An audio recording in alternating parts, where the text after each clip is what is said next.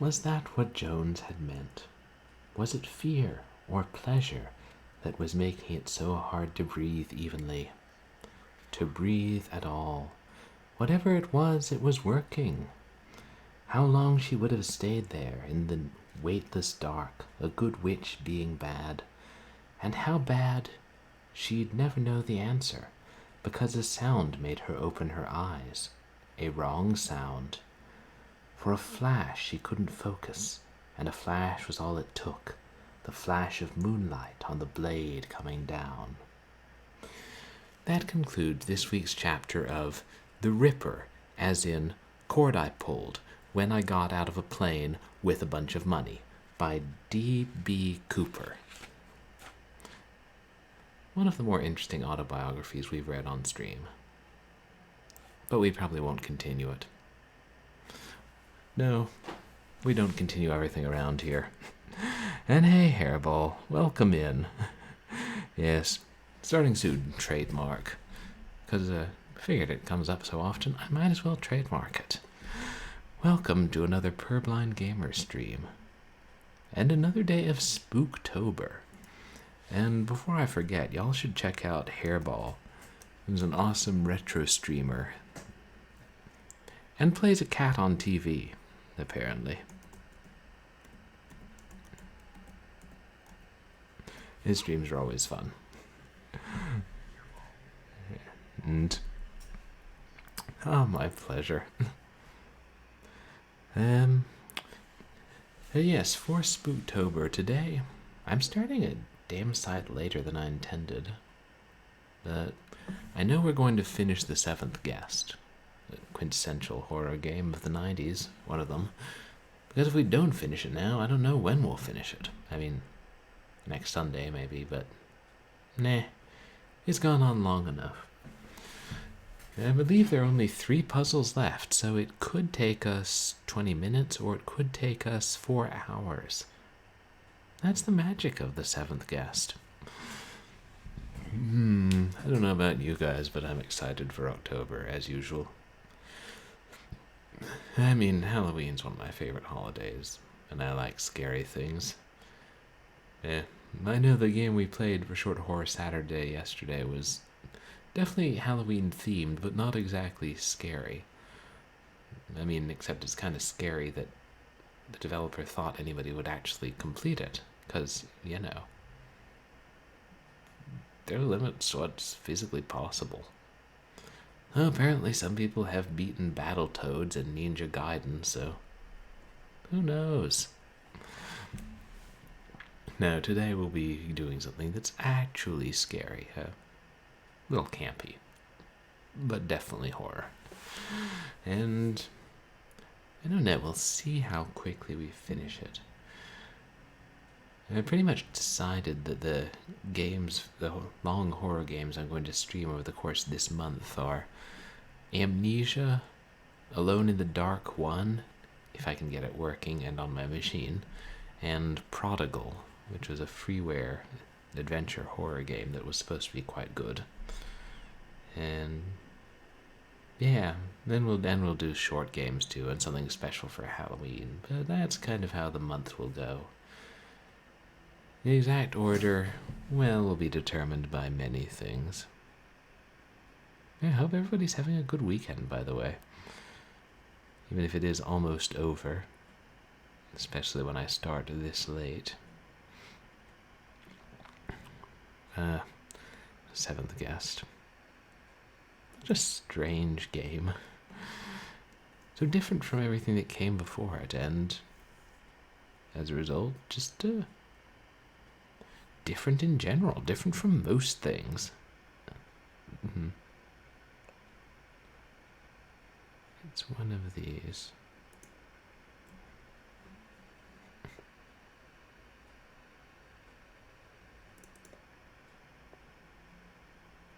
I keep feeling like there's something I'm supposed to tell you guys or announce, but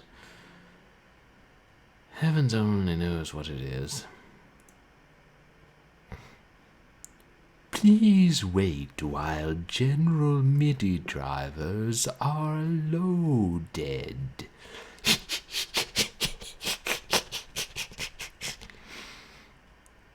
delightful fellow, old Stauff.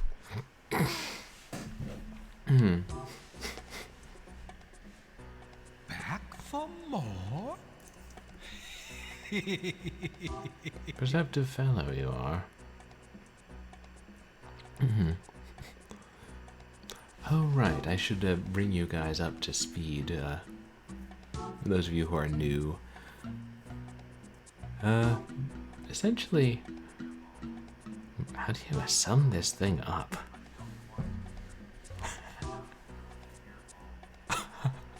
Oh, right, I forgot it sounded like he was saying that last time. That's right. Enunciate, Stauff. So, basically, this evil toy maker got rich and made some kind of deal with the devil and built a mansion full of puzzles and also a lot of toys, some of which killed children and trapped their souls in the toys. Then he invited 6 guests to his mansion and promised them their heart's desires and figured out ways to torture them. But then a little boy snuck into the mansion, and Stauff needed him and his soul for some demonic pact, so he asked the other guests to help find and catch the little boy. And some tried to help him, and some fought amongst themselves. There was a stage magician who may have melted or may have been strangled, but was particularly adamant about helping the boy.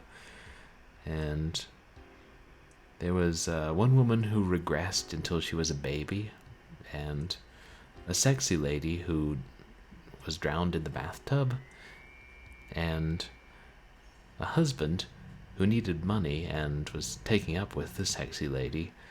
I think got his head bashed in. Or actually, maybe he was the one who got stabbed, but we've seen a number of them die. And we know that Stauff, we don't know who we are, but we know that Stauff made a deal with the devil because there was a portrait of him that blended between looking like Stauff and looking like Satan and looking like a lizard person. So Stauff's evidently a part lizard, part devil, all toy maker. And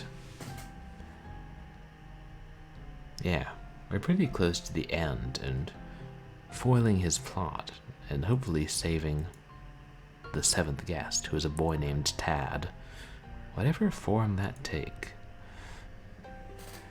We're the dog. Oh.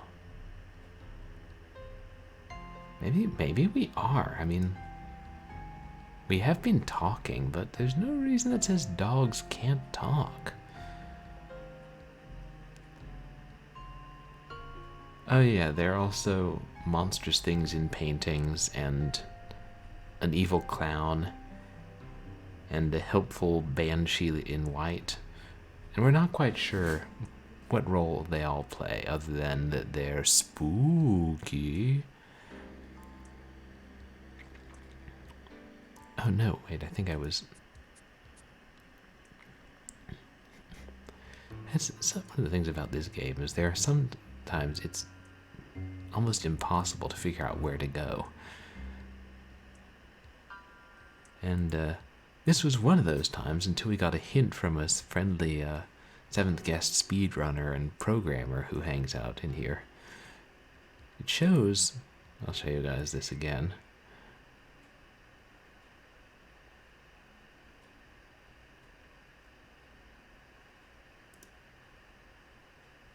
It shows on the map when it gets around to loading.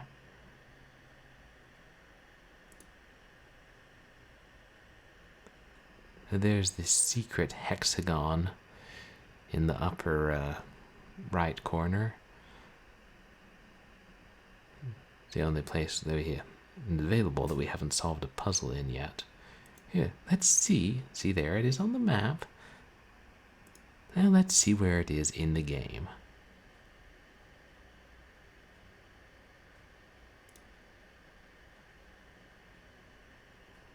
So this is the room.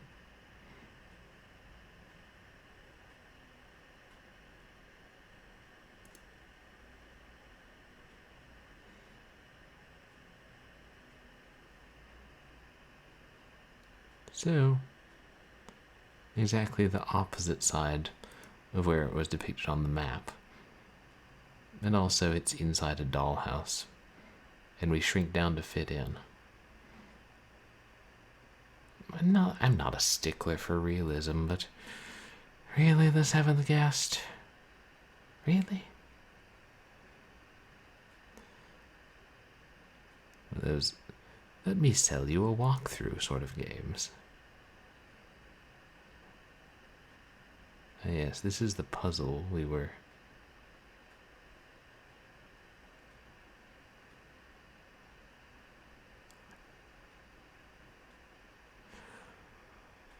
Okay, we just crawled into a toy chest in a dollhouse and ended up back in the library. I don't know if we have mystical powers or the mansion does.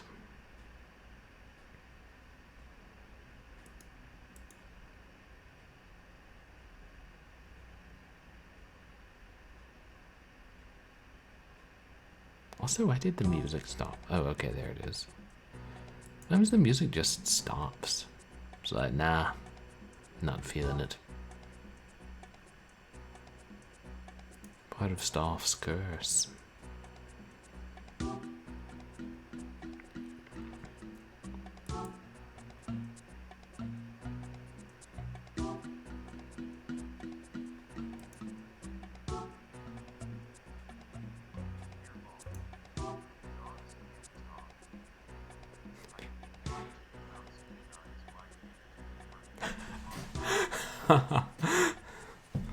Well, that's true. I mean, your average dog can't speak in human terms as much, and there was that one episode of Bewitched, and our protagonist has been saying things aloud, but it could be in his head. You know, that would be quite an ending twist if we turned out we were a dog. Stauff was like, all these people failed and their ghosts are reenacting scenes. So I need you to go fetch the boy. Good dog, Fido. Like good dog, Zoltan. That was Dracula's dog. Did Satan have a dog? Cerberus, maybe.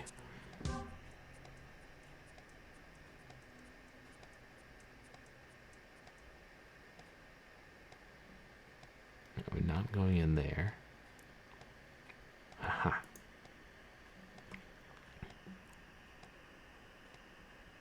There it is. And this was the puzzle we were mucking about with, or just gotten to last time.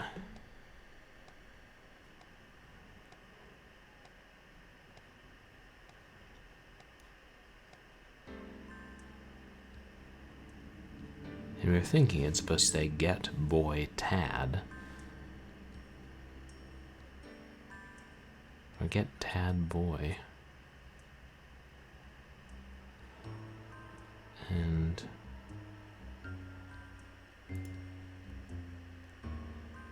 yeah. Well, it should be as easy as ABC. I'm not very helpful. I mean, my character.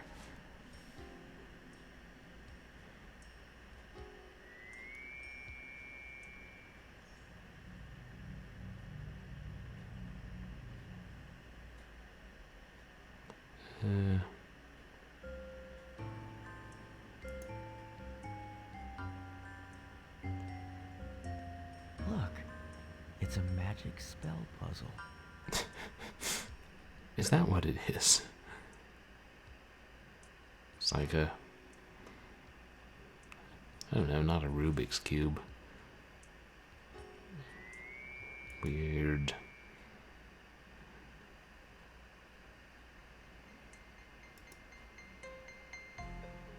Slidey, melty block sort of I thing. used to have blocks just like this when I was a child. The memory seems so clear now. Oh, you used to have 9 blocks that would melt from one letter into another whenever you tapped on them. Were there by any chance these same blocks? Because that's an unusual commodity, even if Stauff mass-produced them. Are we like Stauff's son? Did we grow up here? And then he made us grow up fast and lose our memory or something?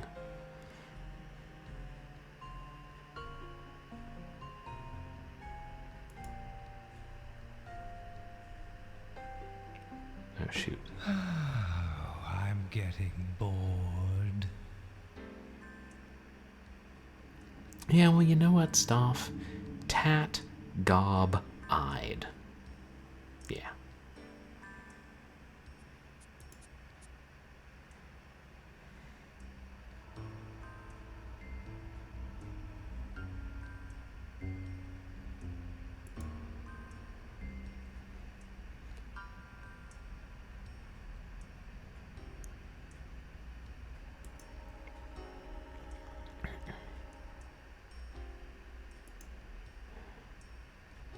And this is another one of those puzzles. I don't know that it helps us any great deal to get one word down, because then you gotta get the others, and that changes the first one.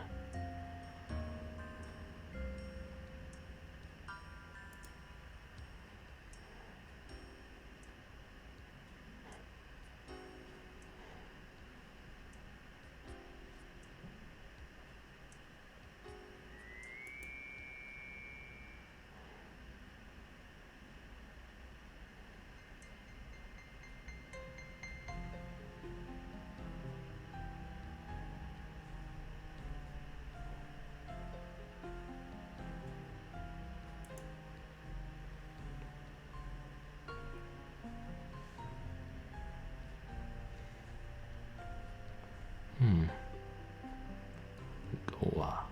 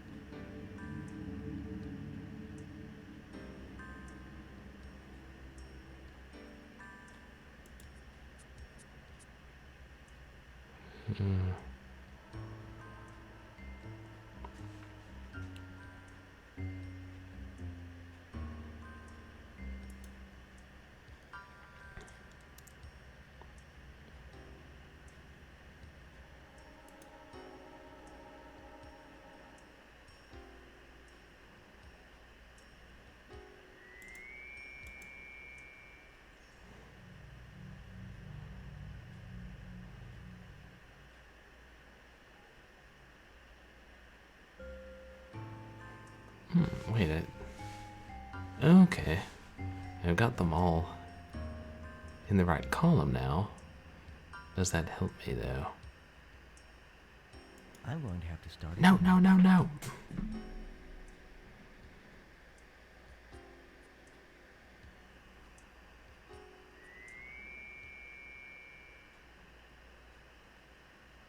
Not much room for error there.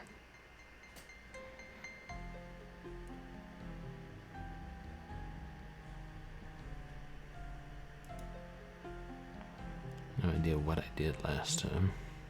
Well, it should be as easy as ABC.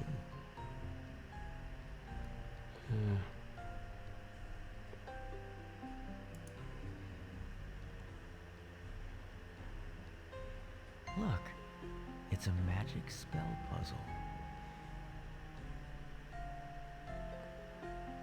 Yeah, it's a magic pain in the neck puzzle.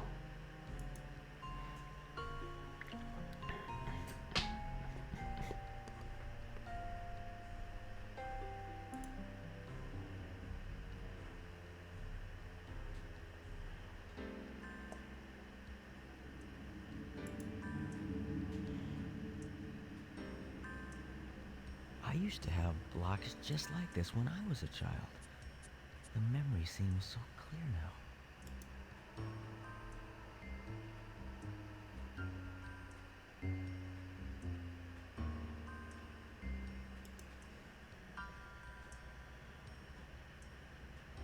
Oops.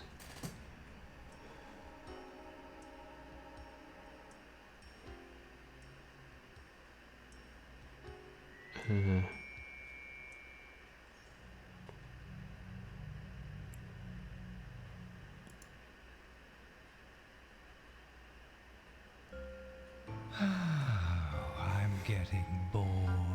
At least he doesn't say it over and over this time, like he did in certain puzzles. Like when we were playing chess on the bathroom floor. Why? Oh, no, you know. Bathroom chess. Yeah. Everybody knows about bathroom chess.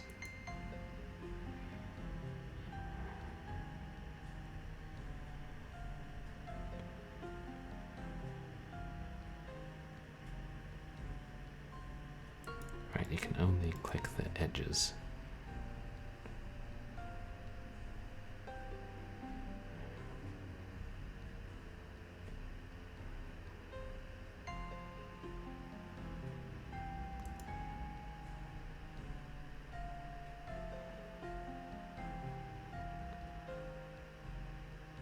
Oh shoot, we gotta get the Y over there.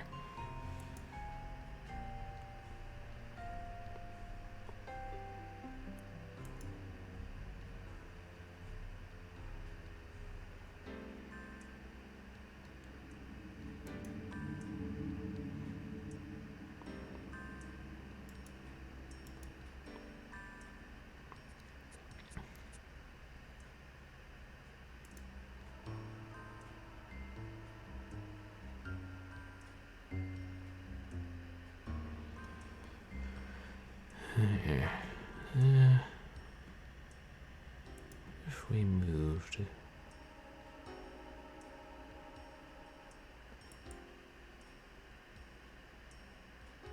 at T.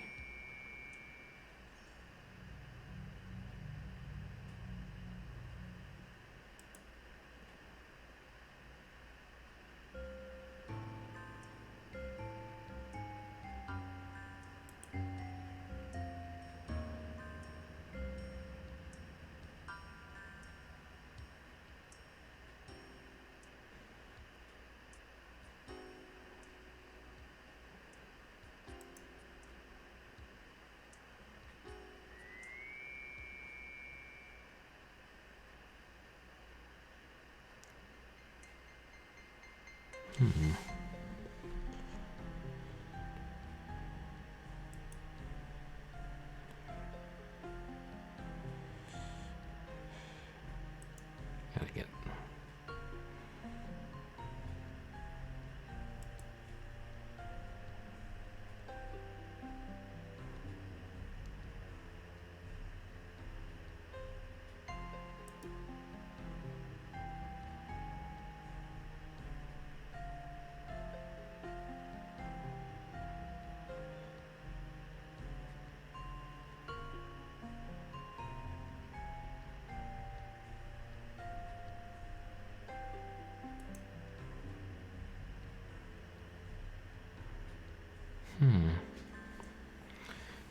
I don't know. Do any of you guys have any thoughts about how to think about this kind of puzzle?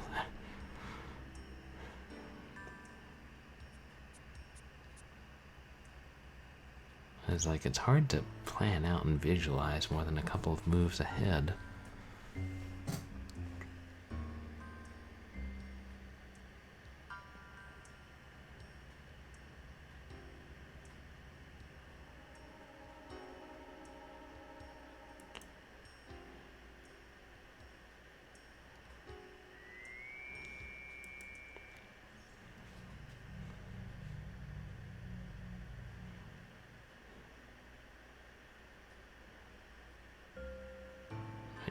So move it.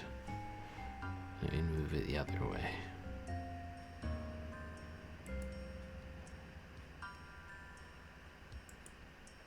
It doesn't matter.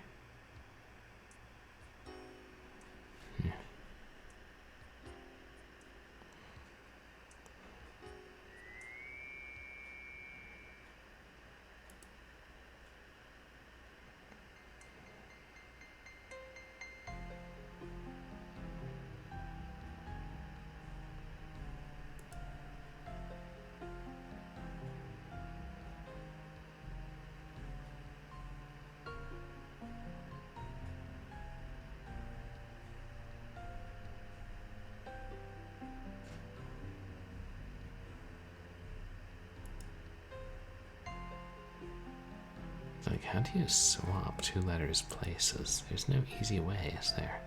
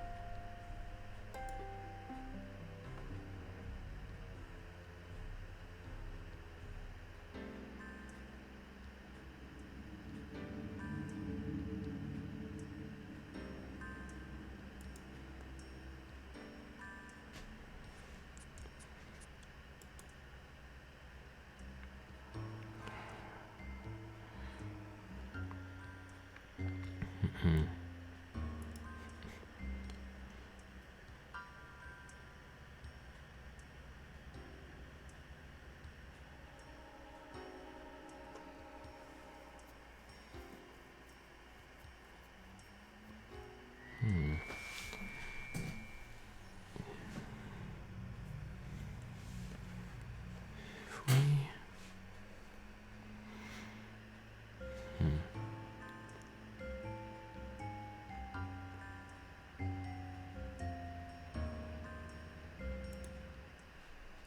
No.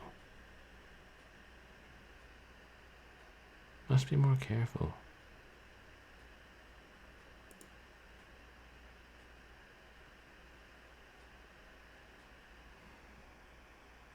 Takes you out of the puzzle? God. Why?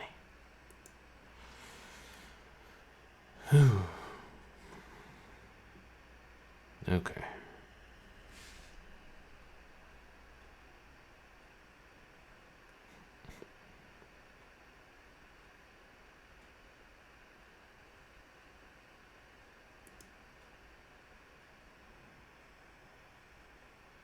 Well, it should be as easy as ABC.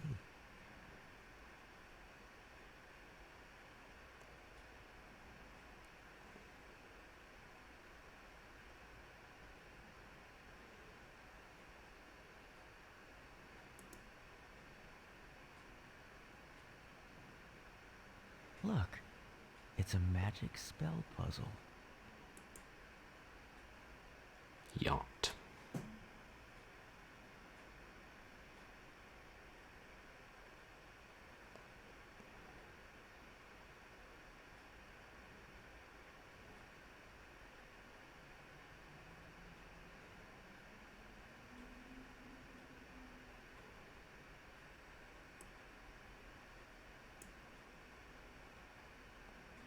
I used to have blocks just like this when I was a child.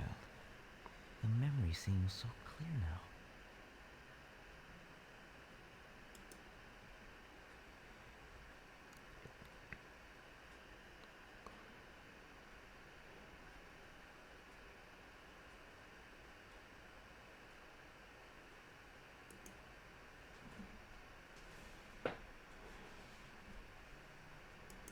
I wonder... Wait, if that...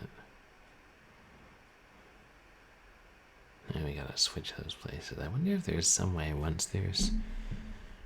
I've got a row or column intact, to move the rest without moving that one too much.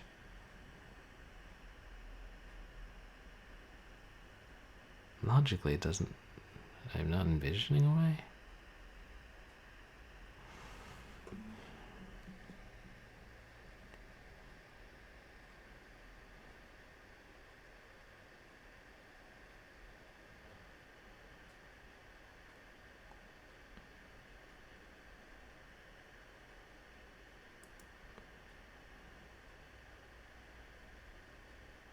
I'm getting bored.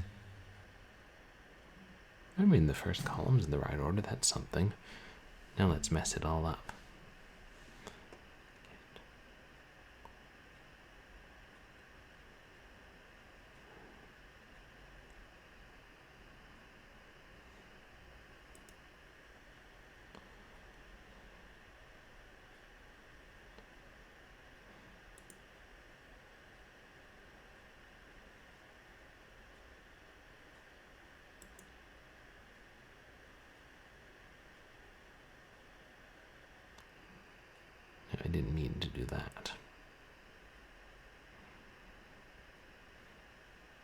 Which hardly matters if I don't know what I'm doing.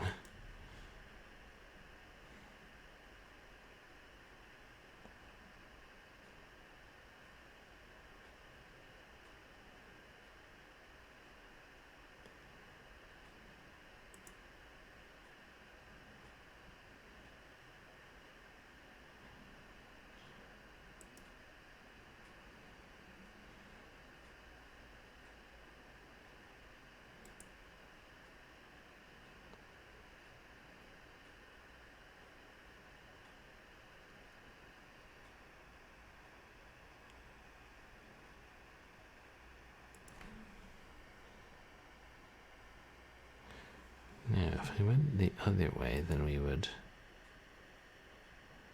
have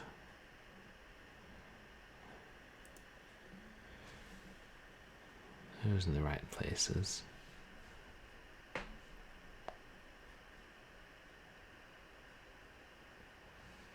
No, wait, we wouldn't.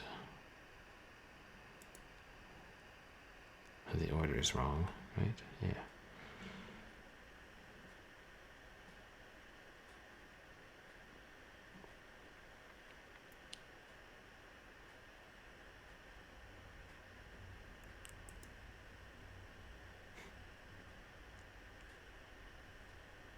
Yeah, whenever it seems like you're close, it's deceptive because you have to change so much to move each one.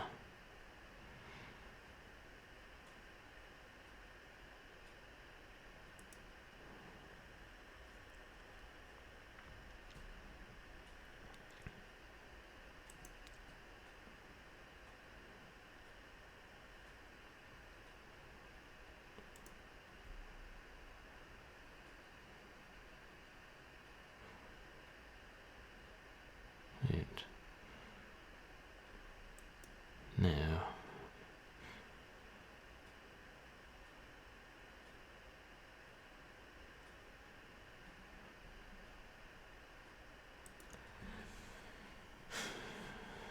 as we will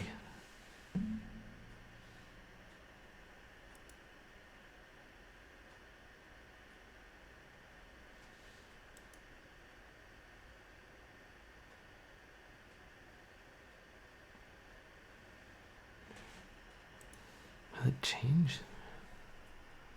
Can it change the order if I click on the other direction? No. Why would it?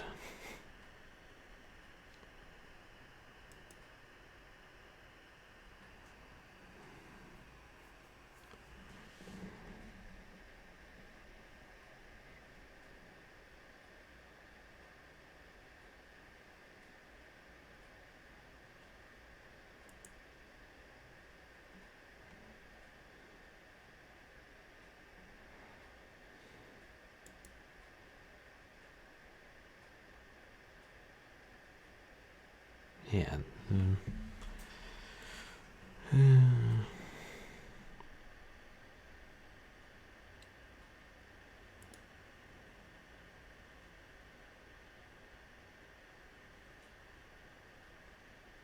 I'm trying to try and move one letter around in a square and get it to the right place. I mean, that still mixes everything else up.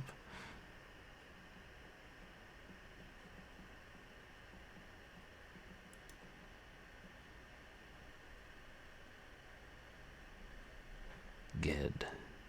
Yeah, that was the guy from, what was it, the first Earthsea novel? Wizard of Earthsea. Yeah. Good book.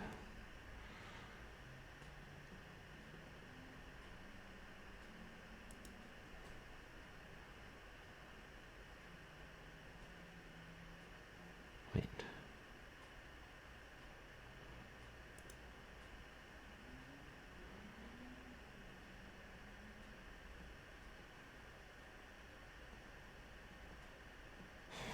Now the order is wrong. No matter what we do. Right?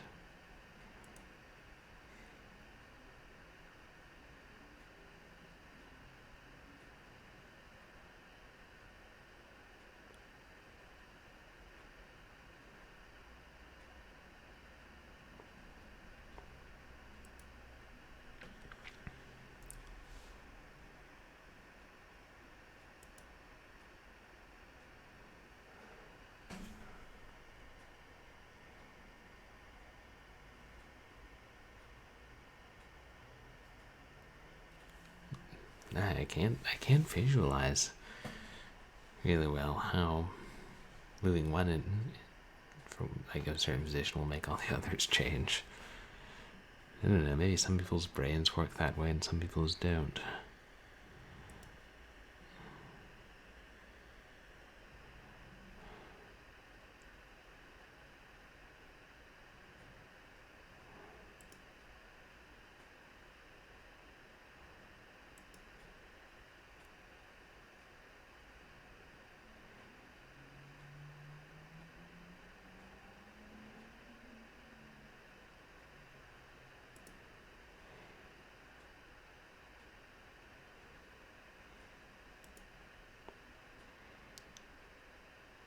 It'll move them towards the cursor when you click. That's one helpful way of thinking about it, maybe.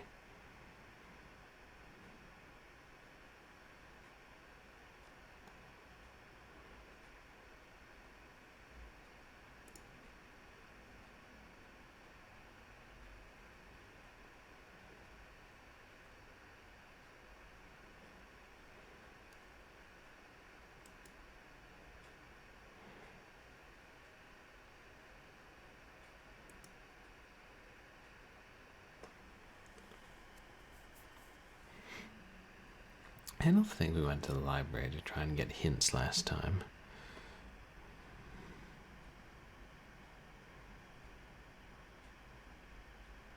Most of the time the hints are just how to play or manipulate the puzzle as opposed to how to solve the puzzle.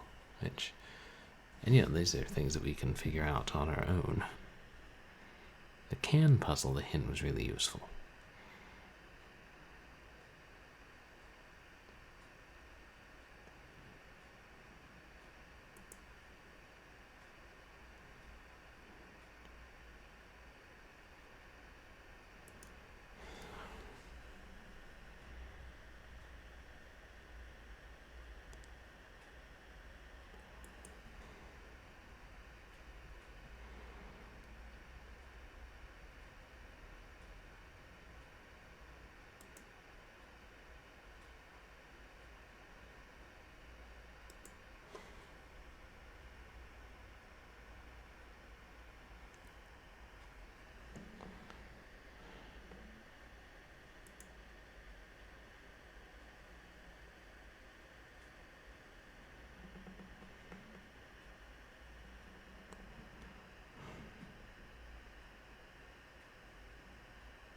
It's almost disheartening when one of the words is right, because you'll have to mess it up good and proper to make any progress.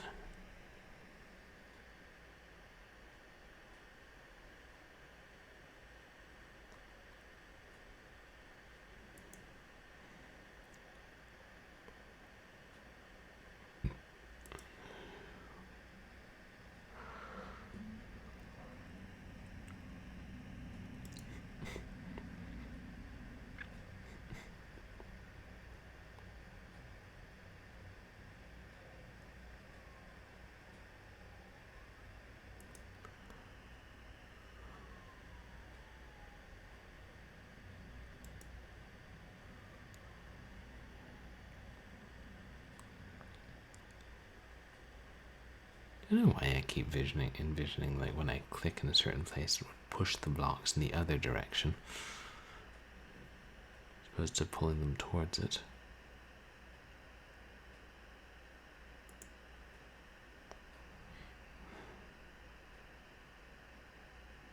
Oat.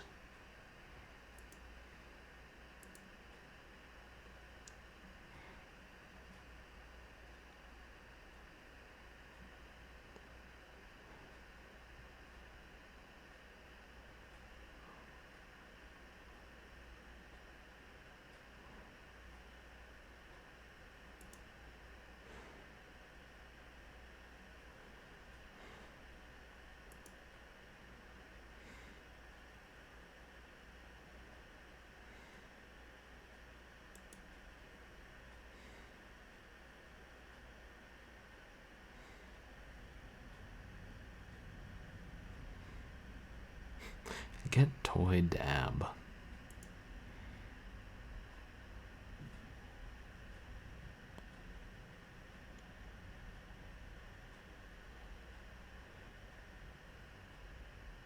Hey, Grand Theft Auto.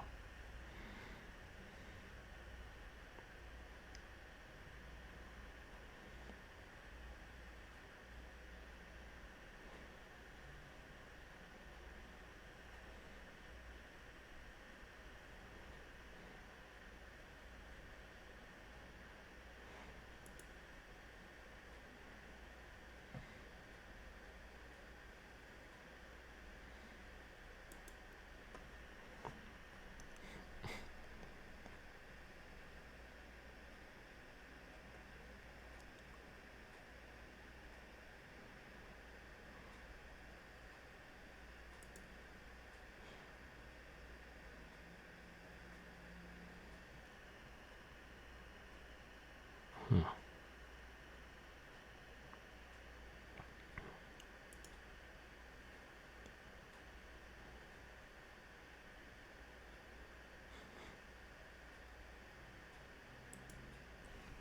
You know, I should probably look at Die Forever's spoiler-free hint guide, see if it gives me any nudges in the right direction.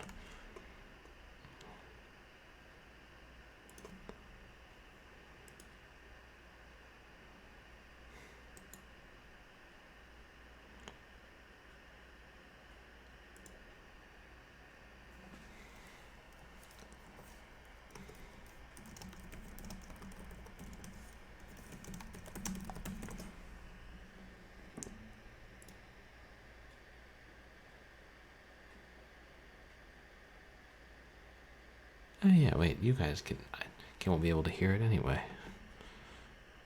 Because it's played through the browser.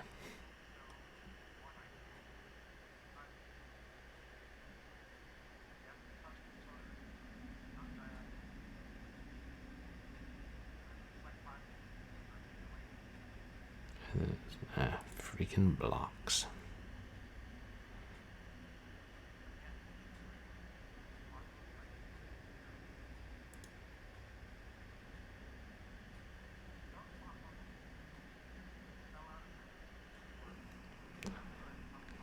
Get boy Tad.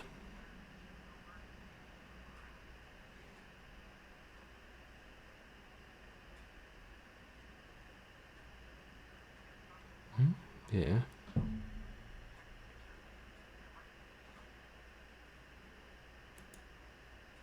Right, it's saying use the box to spell 3 words, and if you don't know what to spell, check the kitchen. There should be a cutscene. We've already seen the cutscene. It's where the other boys call Tad by name and dare him to sneak into the house and potentially get killed and his soul trapped. They don't say that because they don't know that, because they're dumb kids who don't think things through. You'd think a street-savvy newsie like Tad would know, assuming he does in fact sell newspapers. Okay.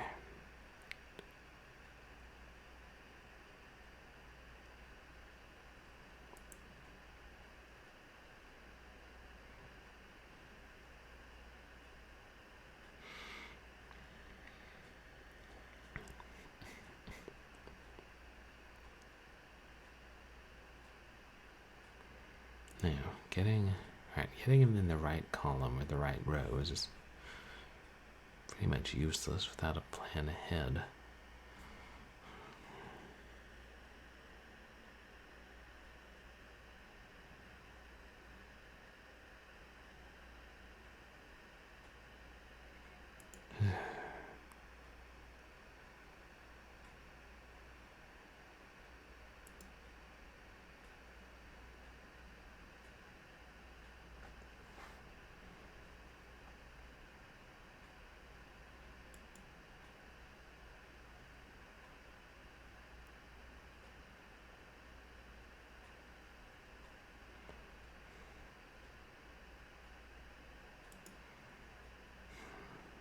Up and down and around and around and around and around and around.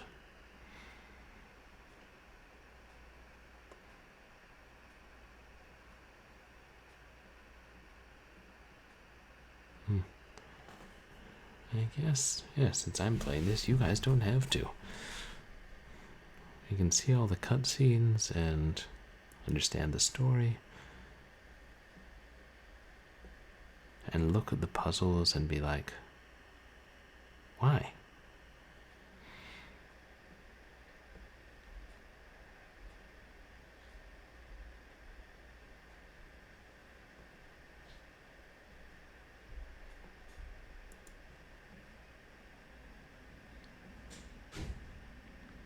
I wonder if my inclination is to get too much in the right order sooner than I should.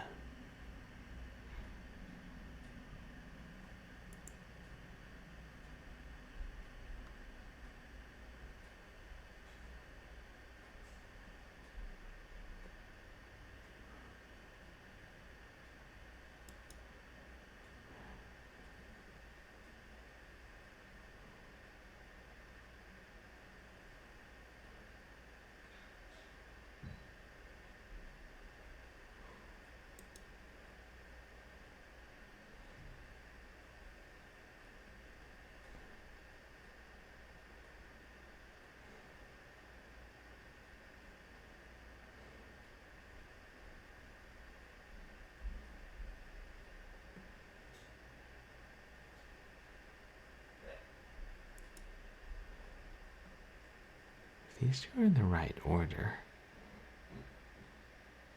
Damn.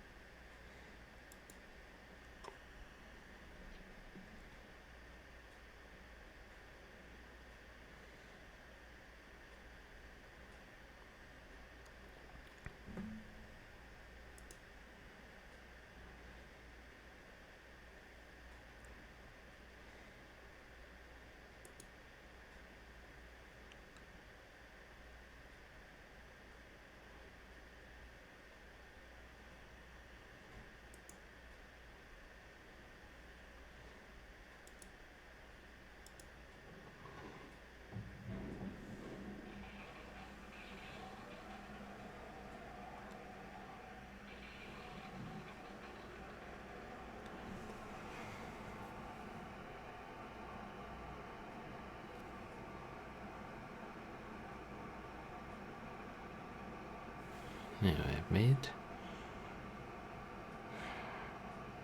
changed the order of the letters. I can't get those back in the column now.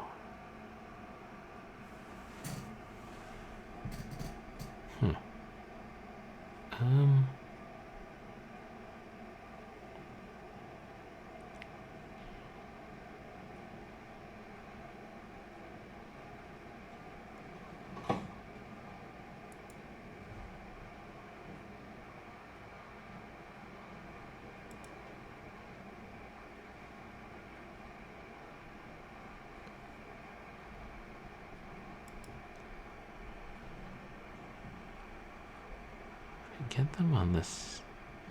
If you get the O and D on the same letter, same level.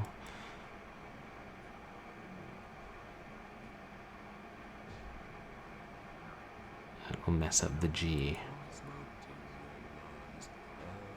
Oh, hey, thank you so much for the host. How are you, Dame Karen? My alerts seem really quiet. Let me turn those up a tad.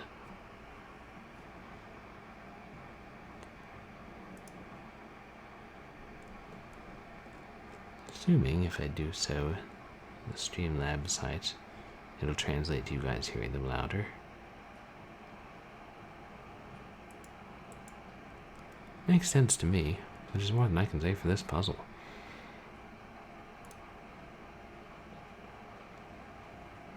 Oh, maybe it's not a universal volume, it's gotta turn it up for each type of alert. Maybe. But how are you doing? We're just banging our head against a brick wall, or so should I say a block wall.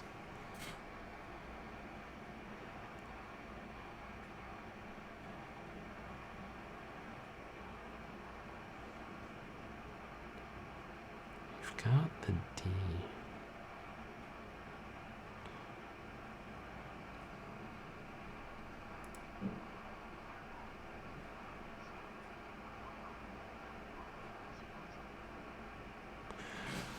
We're supposed to spell get boy Tad, as far as I can tell.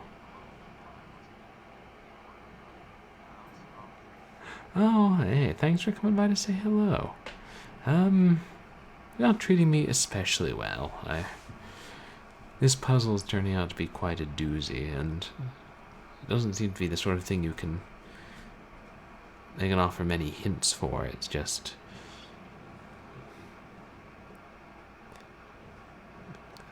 I don't know, calculate 10 moves in your head and then make them. Yeah. I know what we're supposed to spell, but getting there is a different matter. Oh, we're trying to make them spell get boy Tad. And you can't move one block without moving the entire row or column. I don't know. Maybe it's like a weird twist on the Rubik's Cube. And hey, Captain Peel Card. How are you doing tonight? Tad was the little boy. And we don't think Tad was murdered. Well, Tad's a ghost, so he's the like boy who looks like a newsie. And we assume he's dead because they're all ghosts. But we're not really sure. And I think Stauff just wants his soul at this point. And right. I'm doing all right, thanks, Captain Peel Card. Got a bit of a late start today and getting stumped once again.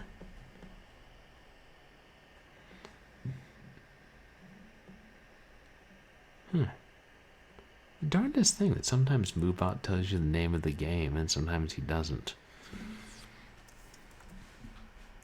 Early forms of sentience, if you ask me. Because basically Stauff wants the seventh guest, which is Tad, the boy who snuck in, brought to him. And yeah, it's sort of like sliding. Each time you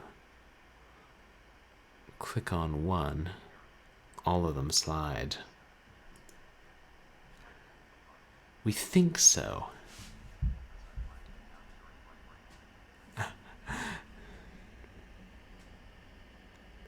Oh, you're back to the name of the game. Gotcha. Because you don't want anybody to know the game you were playing because it was something that Twitch might object to. Yeah. Totally thrill kill. But we think Tad was the seventh guest because early on the magician saw him and said, "Wait, you're the seventh guest."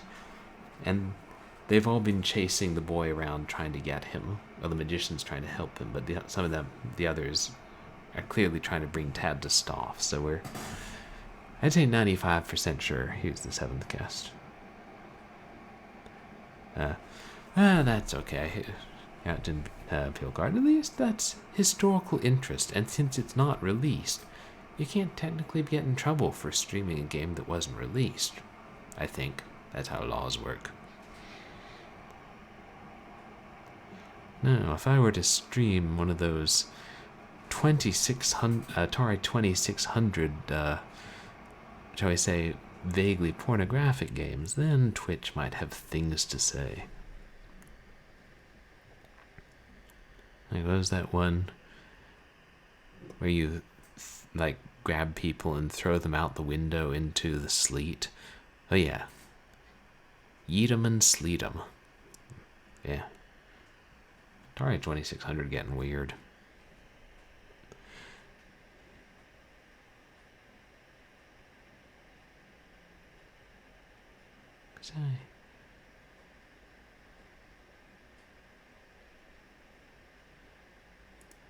There's no easy way to reverse the order of them. I keep thinking there is, but that's ridiculous, of course.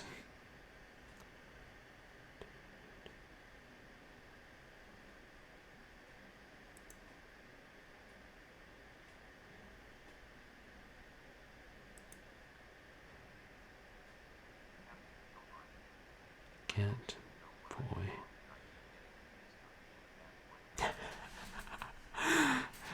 No. We just mean if you're, deleting the name of the game you were playing right after the stream so it doesn't appear in shoutout. It's as the cool kids are saying these days, a bit sus. Like, what do they have to hide? Oh yeah, Captain Fieldguard's a great guy.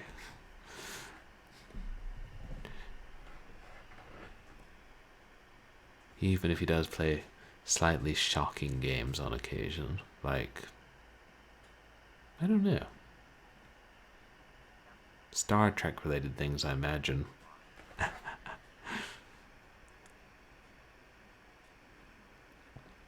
Star Trek: The Next Generation for the Sega Genesis. I have a sneaking suspicion that you have a passing interest in Star Trek: The Next Generation. Call it a hunch.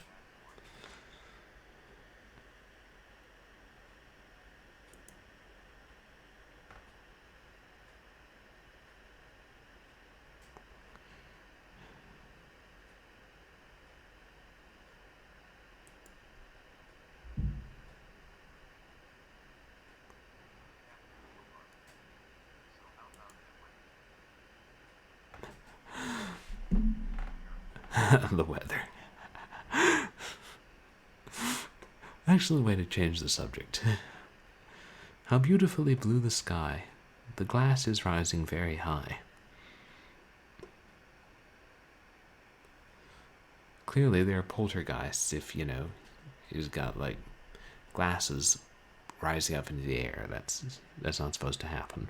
Like, put that down before it breaks. Ghost.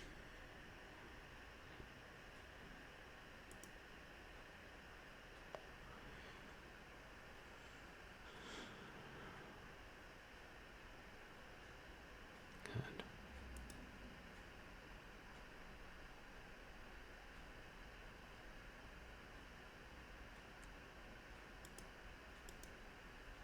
Shit, if we got...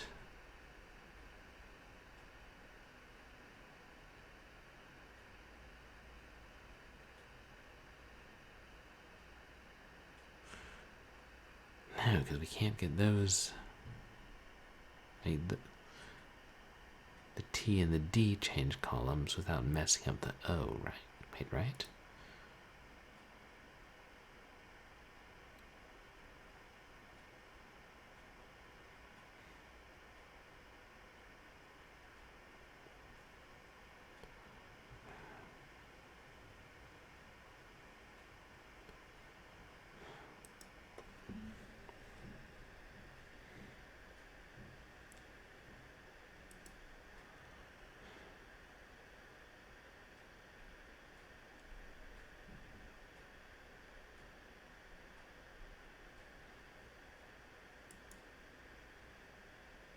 Could this...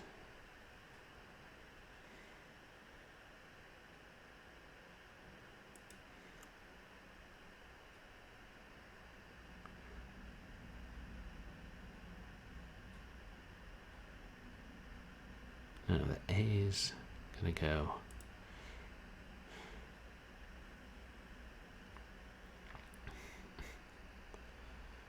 If we change the order here,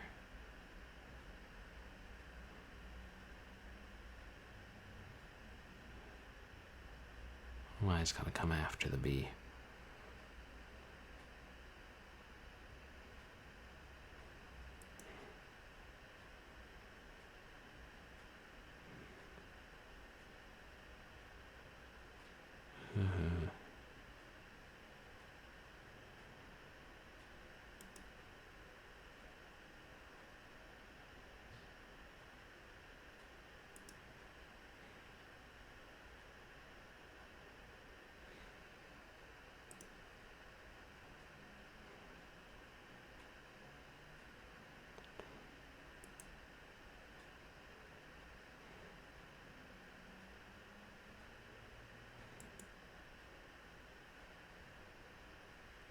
is the wrong column.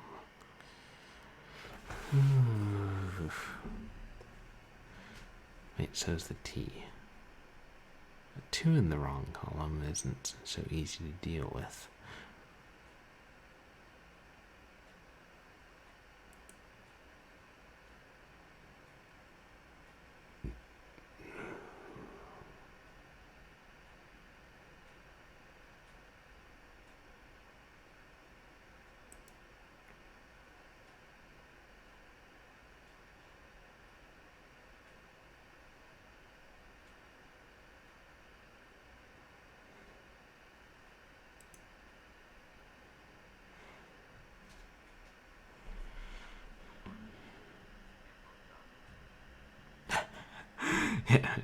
Get oat to dye. Probably could use oats to make dye in some way. I don't know. I'm sure food engineers are on that. Something to do with all the leftover oats when you finish a bowl of oatmeal and to clean it. Family used to have a chair that was oatmeal colored. It was dubbed the oatmeal chair for obvious reasons. I was going to take it to college with me when I went to college, but there was no room in the dorm for armchairs. So it sat around until we gave it to Salvation Army last year. Yes, it's more fun talking about ratty chairs that are long gotten rid of than trying to wrap your mind around this puzzle. We've got everything in the right column again, right?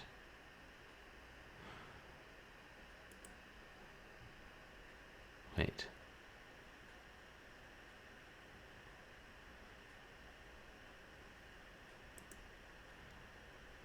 We're not actually close to solving it, are we? That'd be too much to hope for.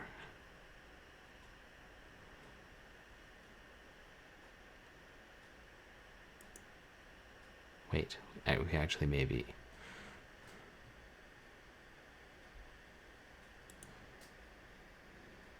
Oh, shit. In the wrong order in the last column again. We've been here before.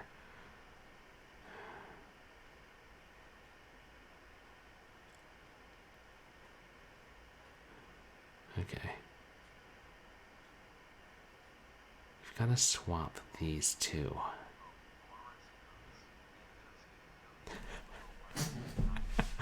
Oh yeah, Maresy Dotes and Dozy Dotes and Little Lambsy Divey. A Kidly Divey too, wouldn't you? If you were a kid, I mean. It's hard to get inside the mind of a young goat.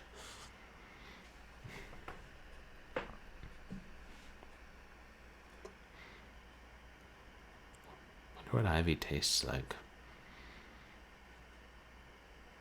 I mean, humans could probably eat it if it were cooked.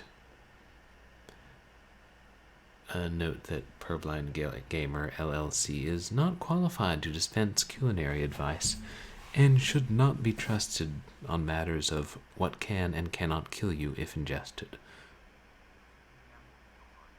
But yeah.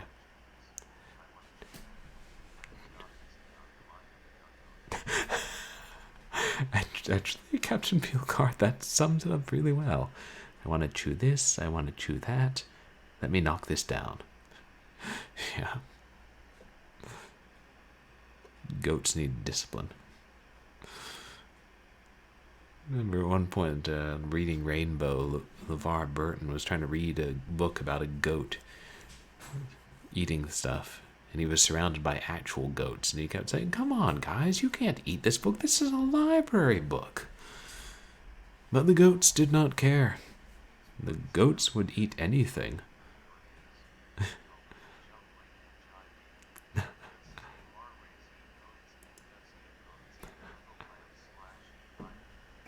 Yeah. Maresy Dotes. Funny song. You know, we mess around with language and slurring words. Interestingly, it text-to-speech doesn't know how to say mares. It never knows how to say stallions.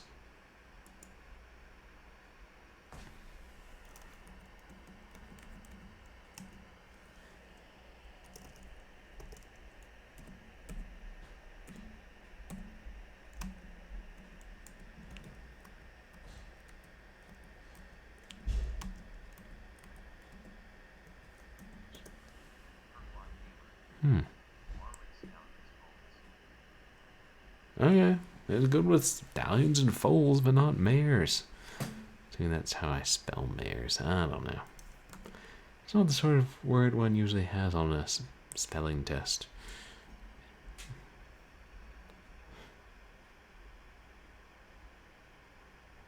So we're trying to...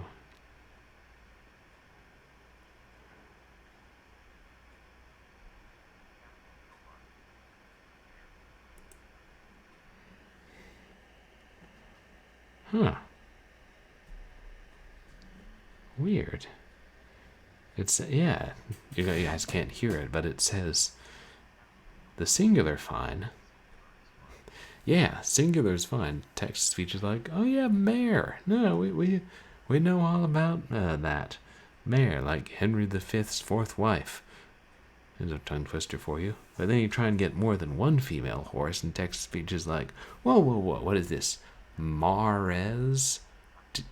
Do you not know how to spell Mars? Like, failing your test on Greek gods. Wait, you can hear the TTS? Like, can you hear it loud? Wait.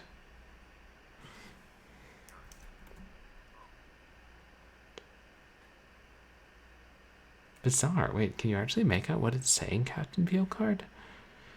Because it's showing that it's only coming through the auxiliary input, not the normal input. What the actual fuck? Huh.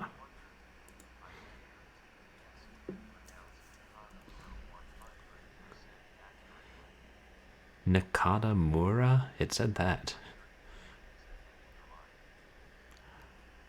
Huh.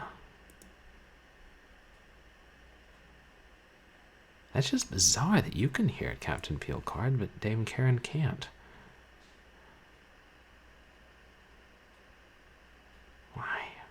Oof. I mean, obviously I can hear it loud, but every time I think I've got a handle on voice meter, there's some setting that changes. And also, sometimes when you reboot your computer, it won't pick up an auxiliary for a while, but it didn't today. And okay, well, the voice meter at least is working. Except then I've got to figure out a way so it doesn't get picked up.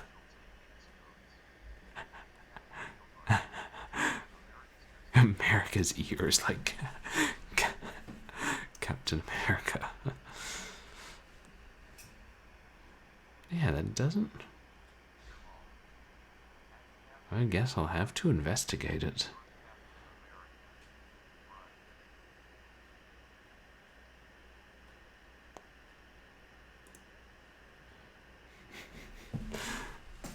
So many captains.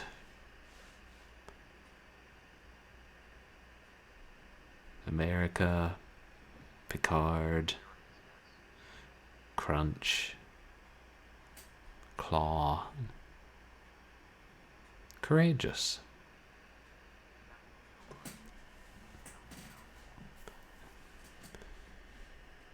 The reason, that's all that comes to mind right now. Oh, Bly. Yeah.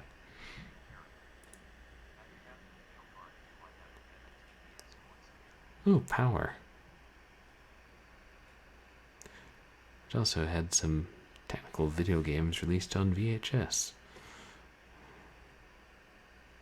What was I doing? Oh, right, I was trying to change the order of that to move that back up.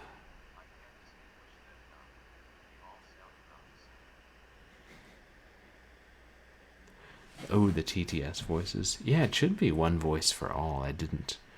There are ways you can have voices for different people, but I never bothered to set it up just because it says the name ahead of time.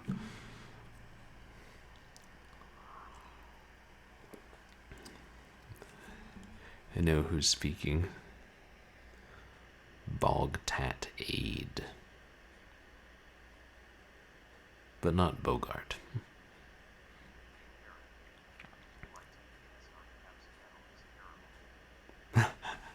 Oh, really? Are you able to hear your TTS on Captain Peelcard's channel?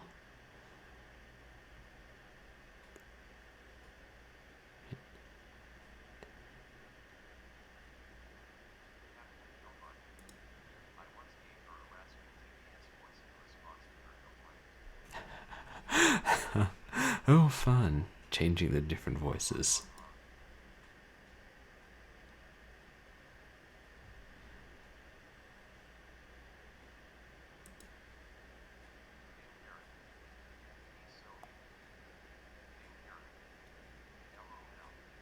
Oof.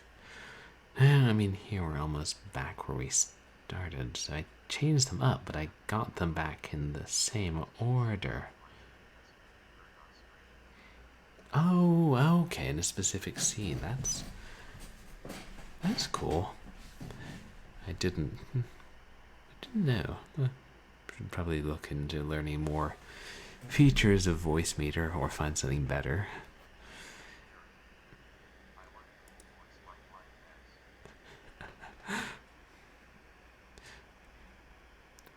Like, you mean Fractal Mind, Mike?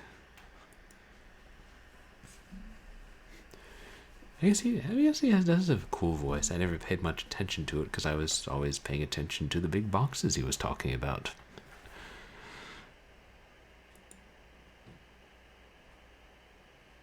Okay, now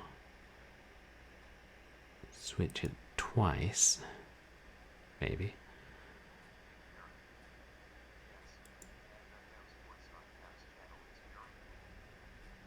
Oh, on Captain's channel. I'd also thought of doing what some streamers do and like having a low level bit alert. Like if you cheer 5 or 10 bits, it'll say TTS aloud. But that's more just for fun. Get that back there.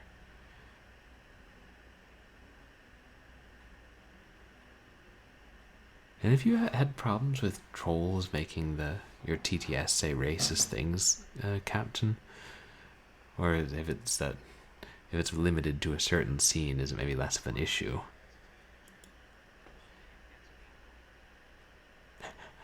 Yeah, Mr. DJ does that, and a few others. Brian is a prude. Are we talking about fanboy Brian? He seems like a laid-back enough guy to me. Or a different Brian.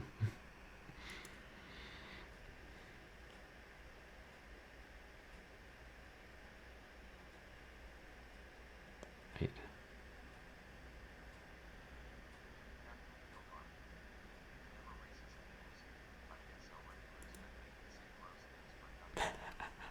Oh, okay. Oh, yeah, that's fun. Like regulars making it say nonsense. Oh. Well, that's a shame that the GTS is so prudish. It's like, my stomach hurts. I'm afraid I cannot say that word as it pertains to the human body. And that makes me jealous because I do not have a human body. Yeah, get over yourself, robot boy.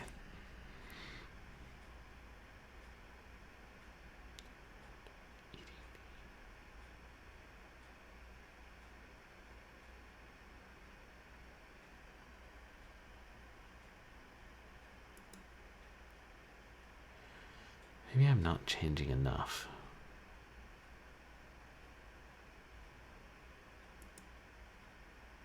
Bogtat Eddie. Or Edie. Bogtat Edie. That'd be a cool name for a female character in an RPG or something.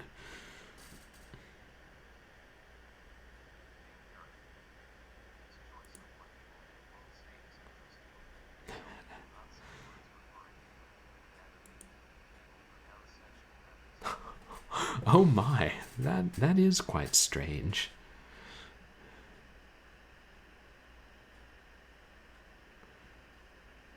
Right.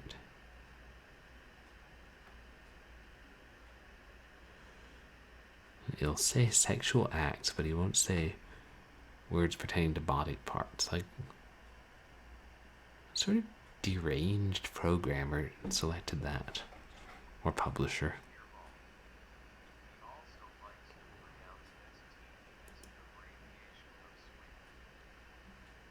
Oh, STE, as abbreviation of sweet, There. right.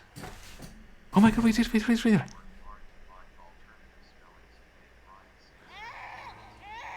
We did it.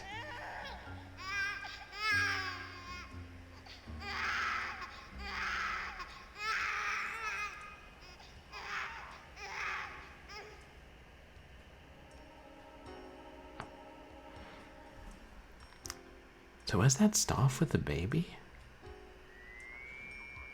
Huh. Yeah, in the dungeon. Wow, I finally did it.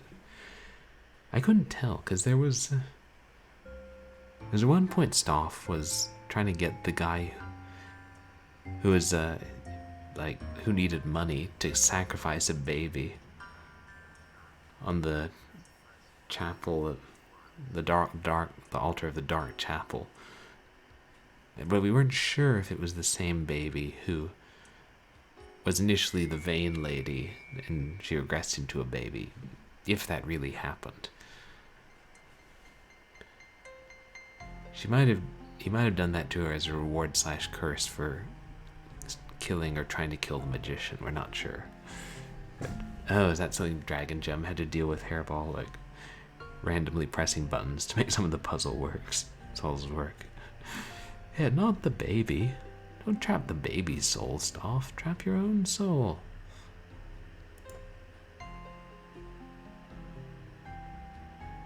Ooh, puppet show.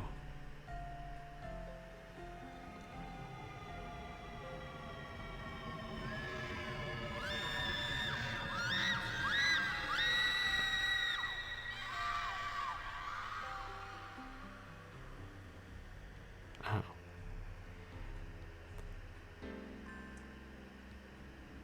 I guess that's one way the toys killed the children. Wow. Yeah, Stauff really is the worst. Maybe it was sucking the baby's soul out through its hand, like through the baby's mouth. But didn't they say there was something about like a disease or some science behind it? Or is that mere speculation? Yeah, Stauff is the evil toy maker. Hairball. What's his first name? Is it Henry? Gave him a first name, didn't it? Or maybe old man Stauff was his first name. Or Faust, perhaps? Rearranged?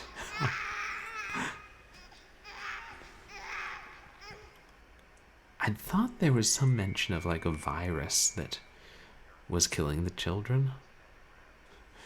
Yeah. Faust and Mephistopheles. Faust anagram and Mephistopheles abbreviation. And I think that's what was going on with the microscope puzzle, where the magician was saying it was some demented science. It was like killing the children, taking over their blood, and also taking their soul. It's a weird combination of the supernatural and science. So, not unlike Star Wars and the Force. It's a mystical force, all living things, but also microbes in your blood. But Oh, their head explodes, right. An ASMR nightmare. I like that. Huh. Yeah, makes me think of that part in the Mighty Boosh where the Hitcher says, "You saw me as a peppermint nightmare, you did." They think he has peppermint lifesavers around his top hat and over his eyeball. No, you don't want microscope noises.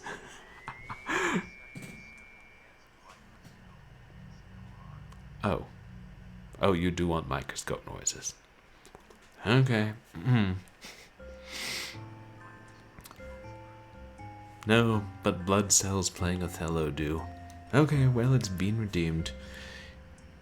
If you don't like the sound of microscopic ASMR, you may want to mute your speakers for the next 30 seconds.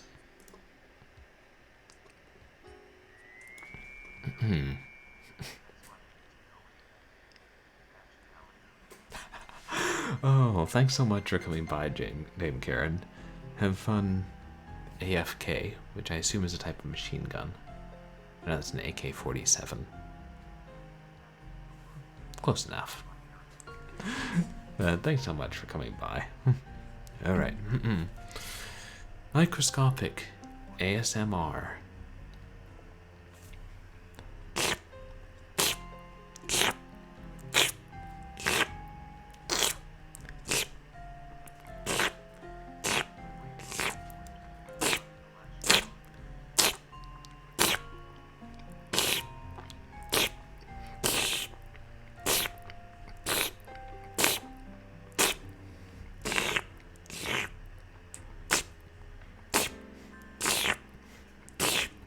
Curses!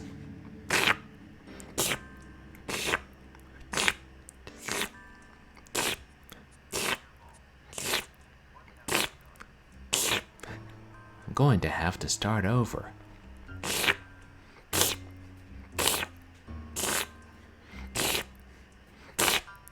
Good move.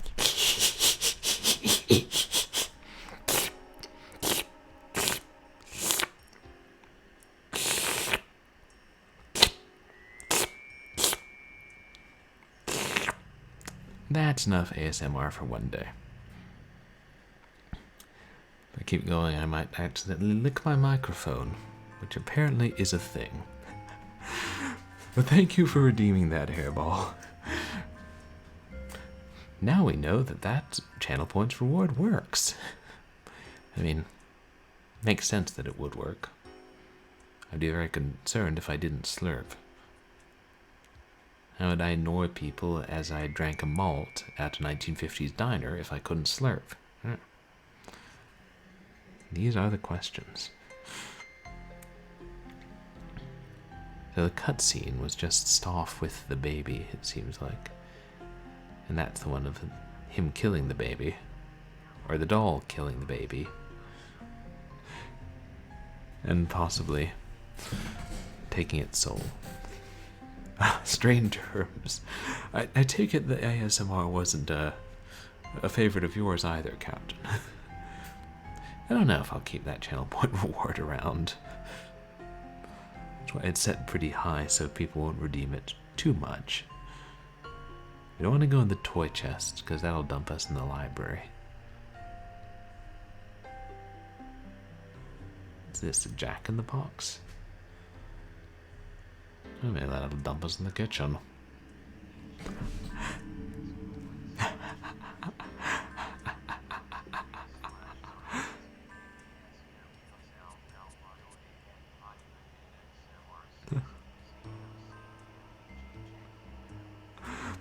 Is that a clip? Oh dear. Oh, there's a clip immortalizing me doing 7th Guest Microscope ASMR. Oh boy.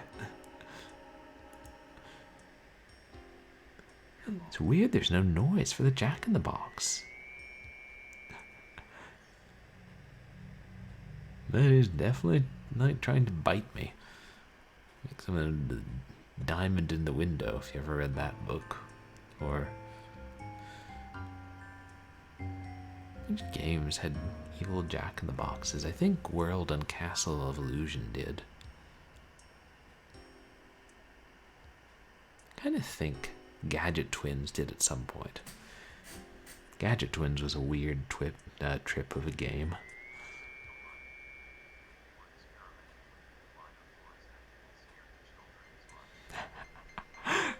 Yeah. It didn't scare the children as much. It just leaned out and tried to bite the children's noses, but it didn't make noise.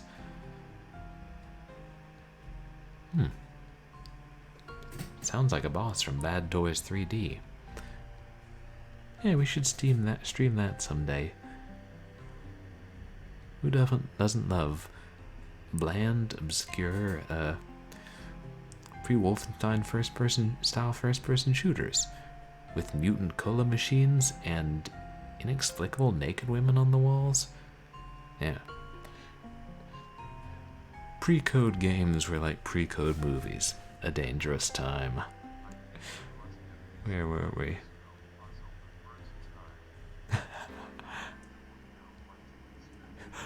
Oh, okay. Yeah, the microscope puzzle is one of the most infamous nightmares in this game. I guess the easiest way out is to go back, warp through the toy chest. It's basically like a game of Othello, but the AI is almost impossible to beat. And it makes that slurpy noise each time either one of you makes a move.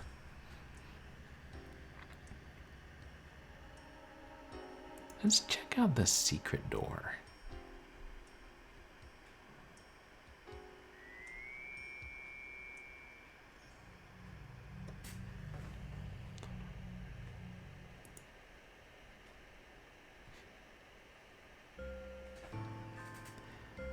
Why? What are you up to here, Trilobite? Yeah, this game it's a bit, several confusing elements. I think I will read the game script after I finish it. And maybe try and get other streamers together to do a dramatic reenactment of it. Dramatic reading, at least. That'd be fun. Oh shoot, I should save.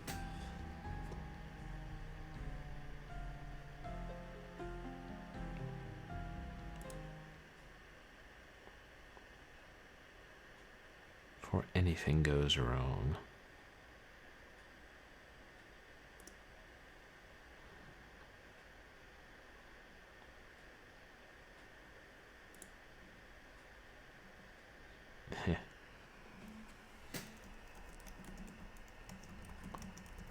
Your game has been saved. Thank you. Arrow 6. Coolant. Enemy mech approaching. Now that I've thought it, I can't unhear it.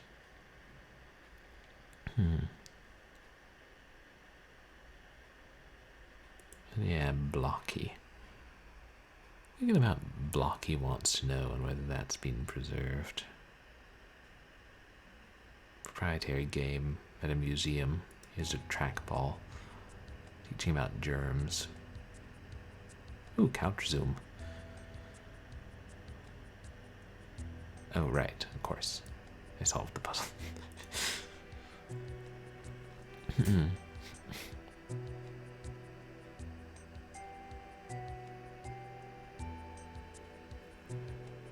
think the only places left to go are the door in the kitchen and the door to the bloody attic stairs.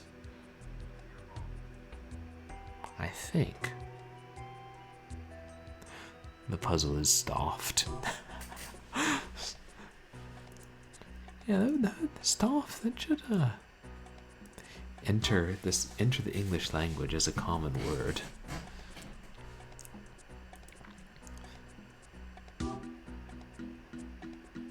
So yeah, I kind of think we should make seventh guest or trilobite. Like word for made something really complicated when it didn't need to be.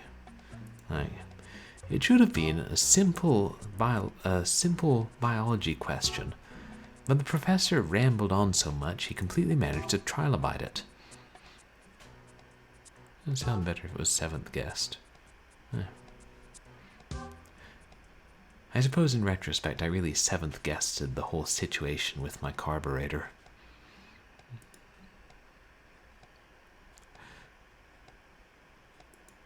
Yeah, let's just start saying these things and see if they catch on.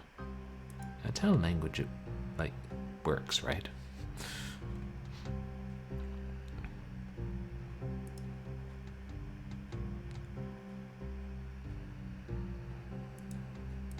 Skeleton hand says no. And won't let me look in the fridge.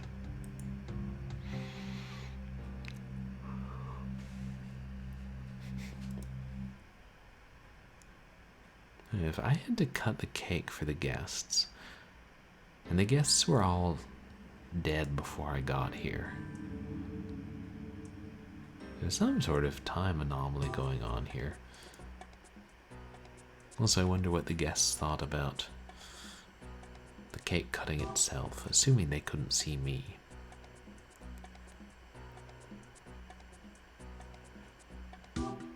It would have had to be before they all died, right? When they were still alive. Feel spiders, man. Oh no, we already solved that puzzle. Another one of the... I'm sorry, what? Puzzles. I think we finally get to go visit the attic.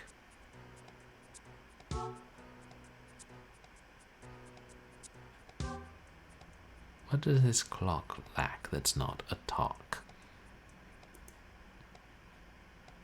And also sucks human blood. And spits rickets into you.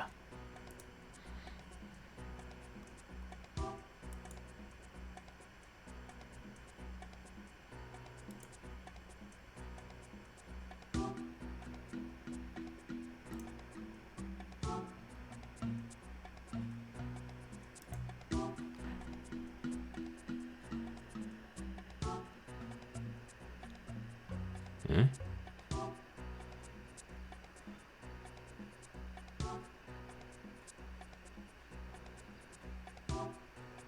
Like tiny swords on the door knocker?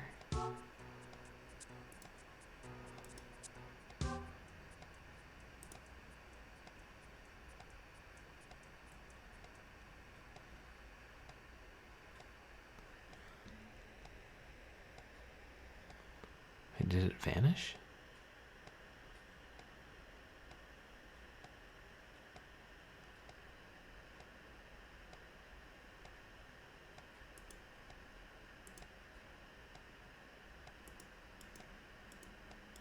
Wait.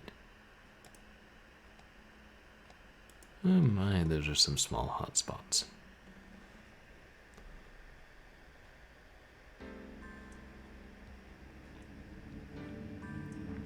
Wait, did that...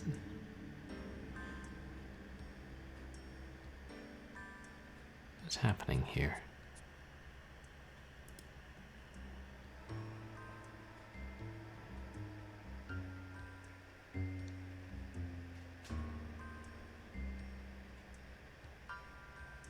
So each sword moves another sword before it flies away? That's what I'm getting?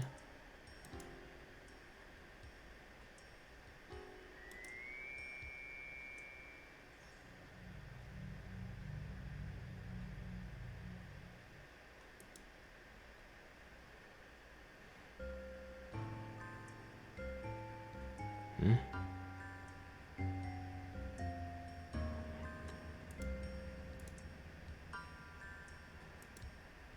Wait. Oh, is this one like one of those IQ teasers that they used to have on all the tables at Cracker Barrel? Yeah, then this should... Or, I guess, jump over this other sword and then remove it. Yeah.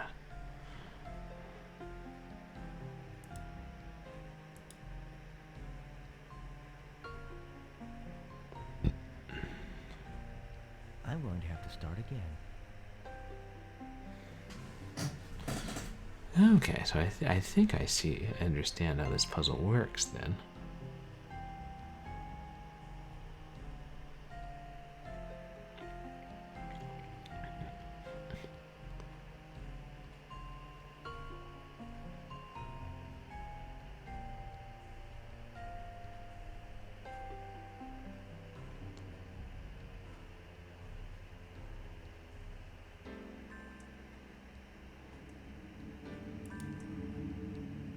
I was never very good at these IQ teaser things. I always end up with at least 3 left on a good day. I don't think that the 7th guest will be satisfied with that.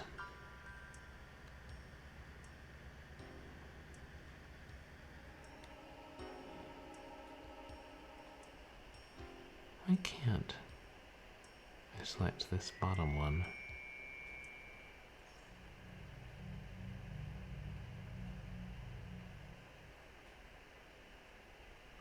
Wait, how can this... Oh, is that an empty space? I guess it was.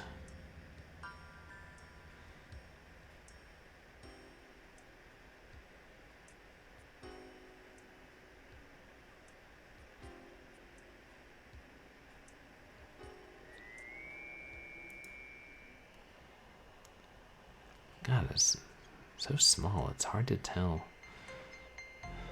I guess every intersection and point of the star is somewhere a knife can land.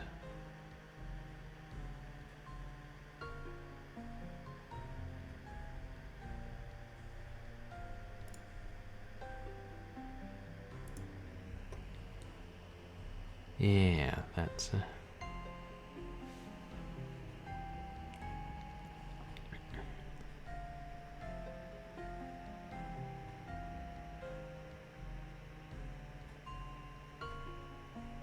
this one can jump, right?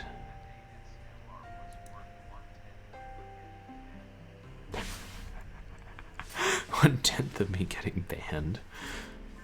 I mean, I hope, if the Grain Lady can get away with licking her microphone. Oh, right. Shoot. I forgot I still have that giant channel points redeem. I should... If I'm going to leave that up there, I should actually look up the terms of service and figure out whether or not I would get in trouble. I don't think I actually would, but it's... this might actually work. Something I should look into.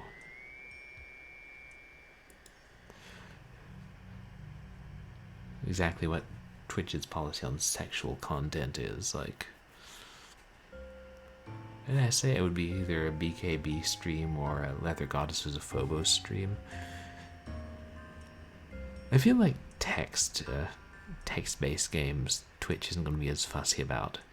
See also that time I streamed The Murderer on Short Horror Saturday and did not know what I was in for. So last time I carve a Victorian toddler up into sausages and feed him to a dog. I hope.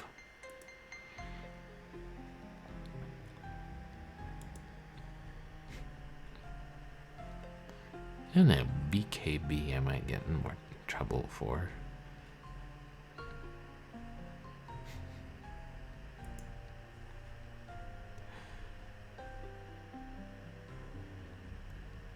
Great move. Oh, I beat it. There's a lot of jokes about what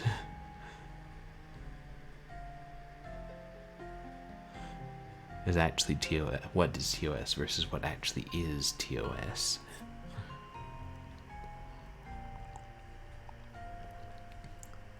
And also, apparently, there's certain inconsistencies within the enforcement of the rules.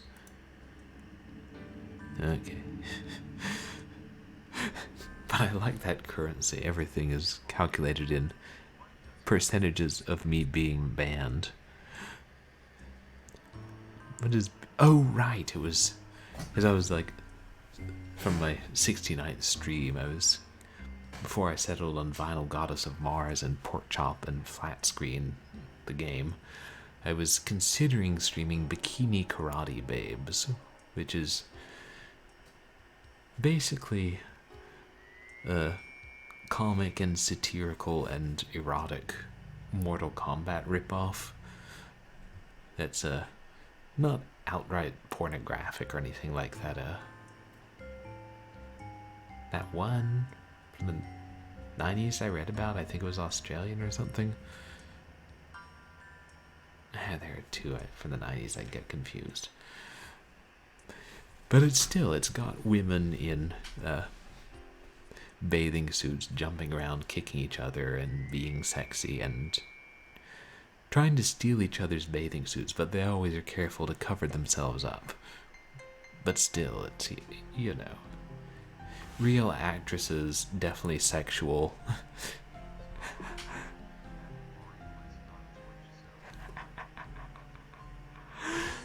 Could be, but I mean, Leather Goddesses of Phobos might just have been overlooked because, you know, it's an 80s text adventure, and I don't know how much Steam thinks about those. Ooh, did we stumble into a casual hidden objects game from 2009?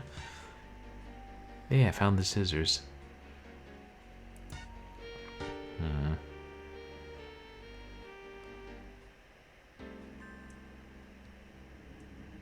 There's a puzzle there. And anything else? Any evil clowns?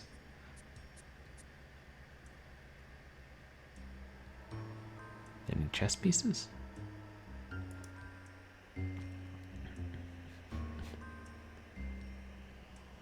What's that on the... Oh, maybe there's a handle for the window. Oh!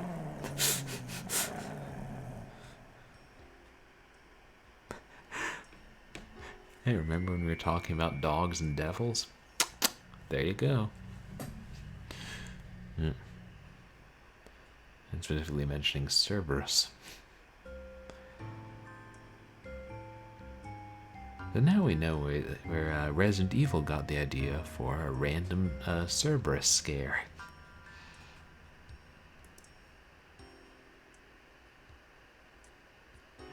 By the way, there was no 3DO port of Resident Evil. I think I said that when I was talking about it at some point, and it was like, I was misremembering because I got the Resident Evil strategy guide for PlayStation from the library book sale the same day I got 2 books of 3DO strategy guidance and secrets. Hey, they were $0.25 apiece. It's not always a good reason to buy things. I mean, if chewing tobacco was $0.25 apiece, would I buy chewing tobacco? It's a very tall. On the house. This is trickier than it looks. Why, yes. Yes, it is. Thank you for establishing that.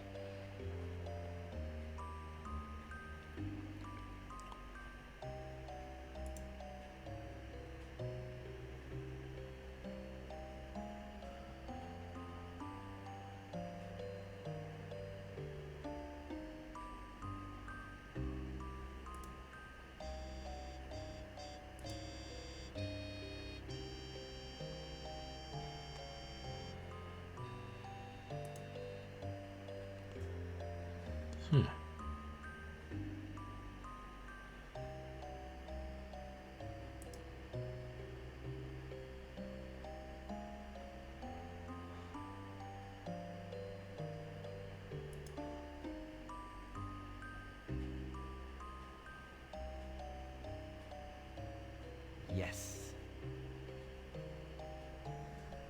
Huh? I don't...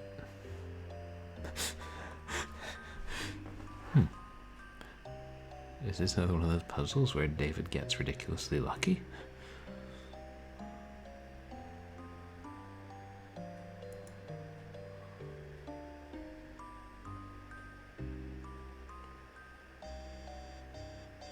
What?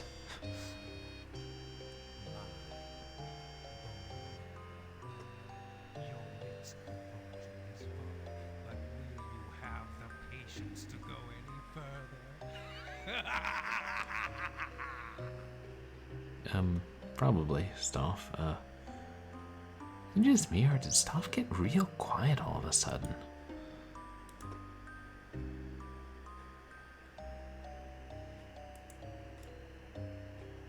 It's gonna be having the volumes all the way up. I don't know what's going on.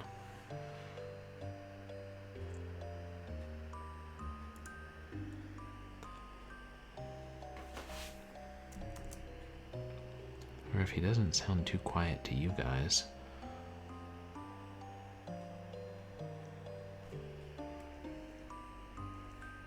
Oh, right.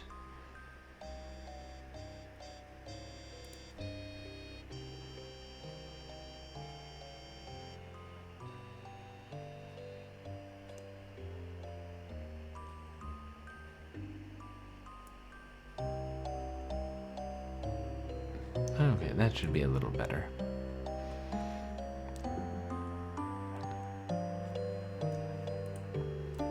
Now then.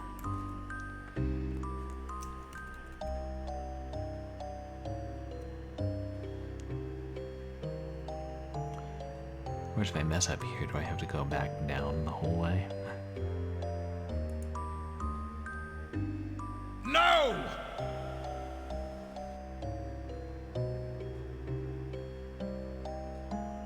That was...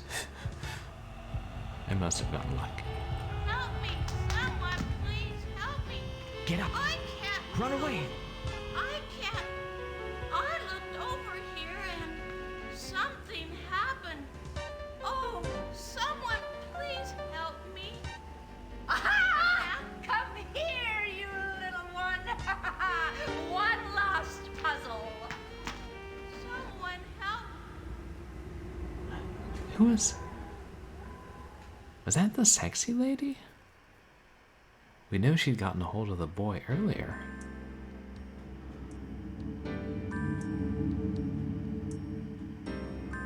And who was that on the...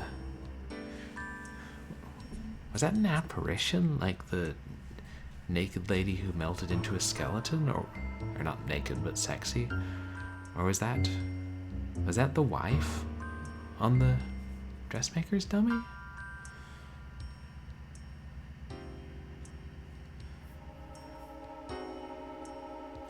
As my best guess, the wife was turned into the dressmaker's dummy, and she distracted the boy, and then the sexy lady was able to grab him. Except didn't she and the husband later get him from the... Or no, maybe the other guy who wanted money was trying to get the boy, and they struggled and ended up stabbing him. And then they took him down to the mausoleum, and the magician attacked him and killed the husband, I think. Let's taste the chest.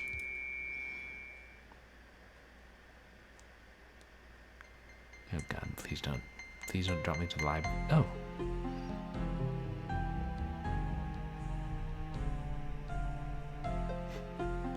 Shades of House on Haunted Hill.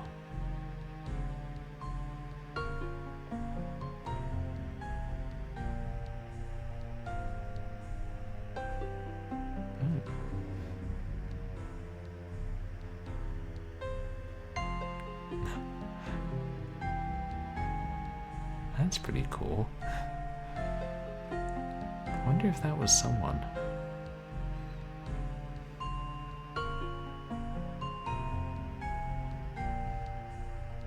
I'm sorry I'm having so much trouble keeping all the characters straight. It would help if we knew their names, which are only in the manual, but it's still...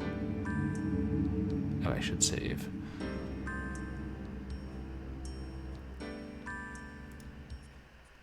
I don't know, maybe because they are semi-transparent and lower resolution, it's hard for me to tell who's who.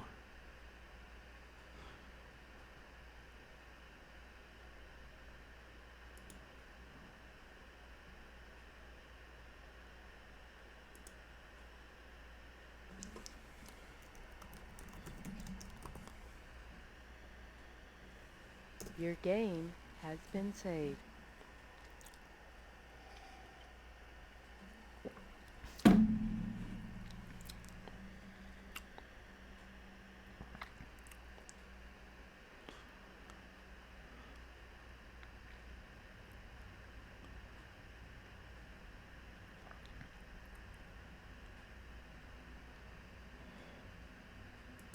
guess. Probably the easiest way to back sweeten would just be to dissolve some sugar in a glass of wine.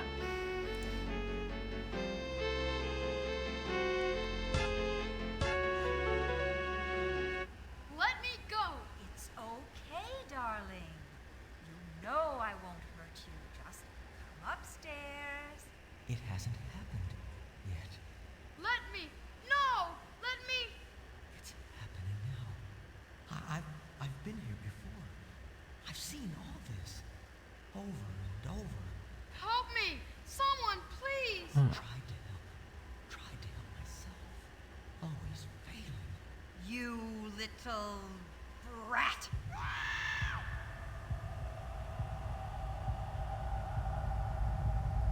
What's happening to him?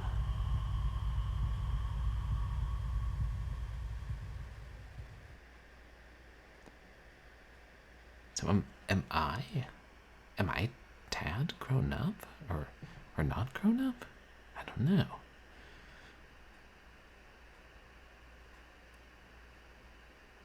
And that's the way Stauff's manipulating me into coming to him at last.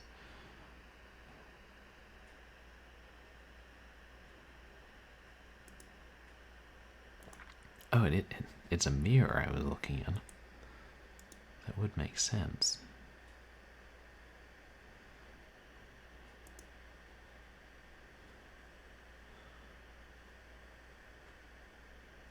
The smell. I can't breathe. Bring him here! I brought him the one you wanted, the gift. Someone, please, help me! I just want to get out of here. My wish, I'll get my wish. Oh! What the? Oh no! You cheated me! You promised me! Ugh.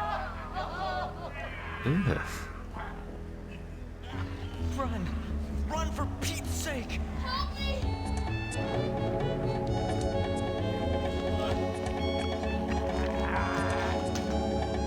I can't do anything. You're not real. No, I swear. No, you can't have him. You can't have me.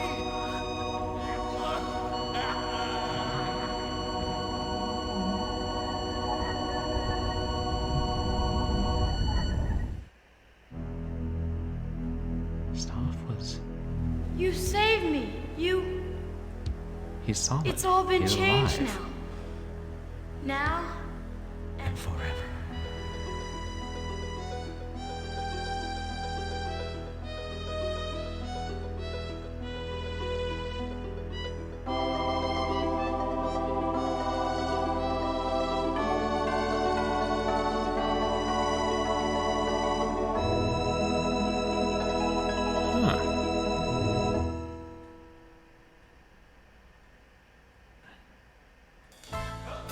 Volume 1.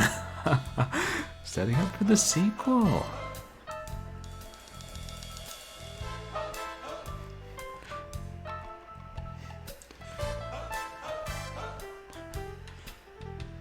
Oh, thanks, Captain. Oh.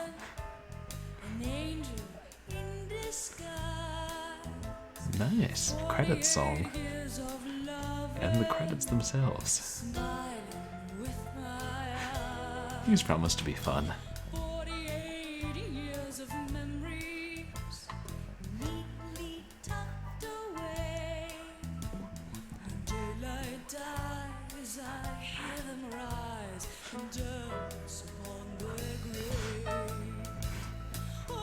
Thank you so much, Hairball. Oh, that man. Seems like they were really having fun with the credits.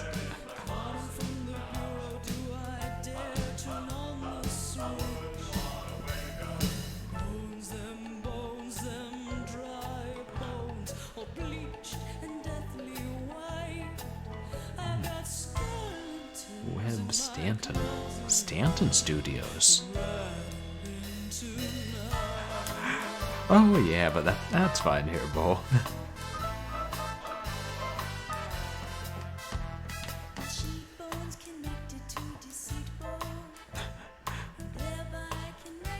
M Delta I.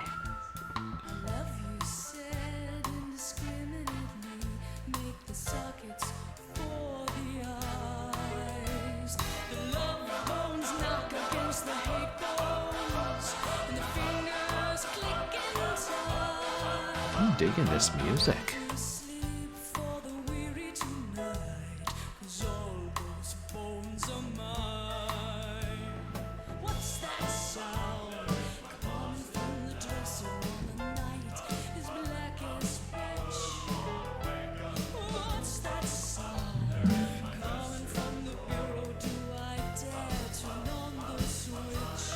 Wouldn't it be awesome to have worked on this and have your name on it forever?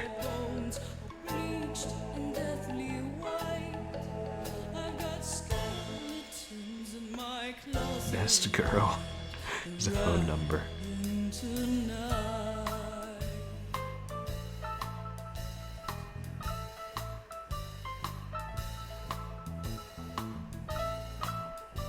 I wouldn't say Larry Cohen did it.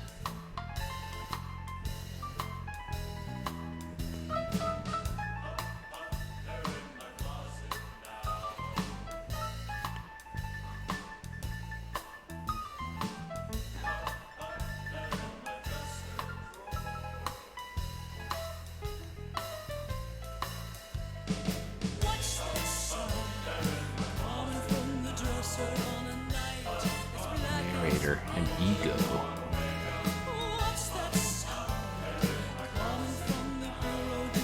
Yes, quality assurance team. Let's chat.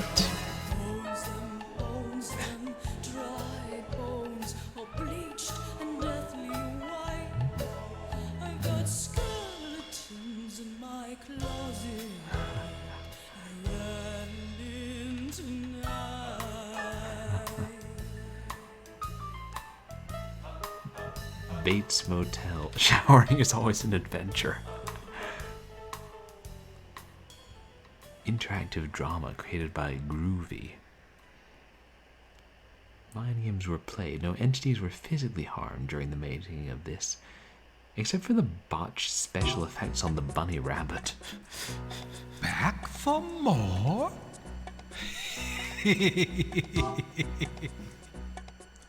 Tempting as the offer is, Mr. Stauff, I think I must decline. Because if I had to do more of your puzzles... Oh no, that would not do. Of course, I'm sure I'll stream the fan game and the third one. What about the 11th hour? Yeah, I'll probably stream that too someday.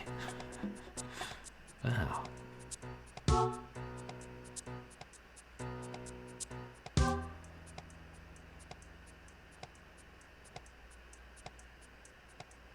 Yeah. Come back! I'm afraid not. Okay, so that was quite a finish. I can't believe the last puzzle was so easy. I don't even know what I was doing.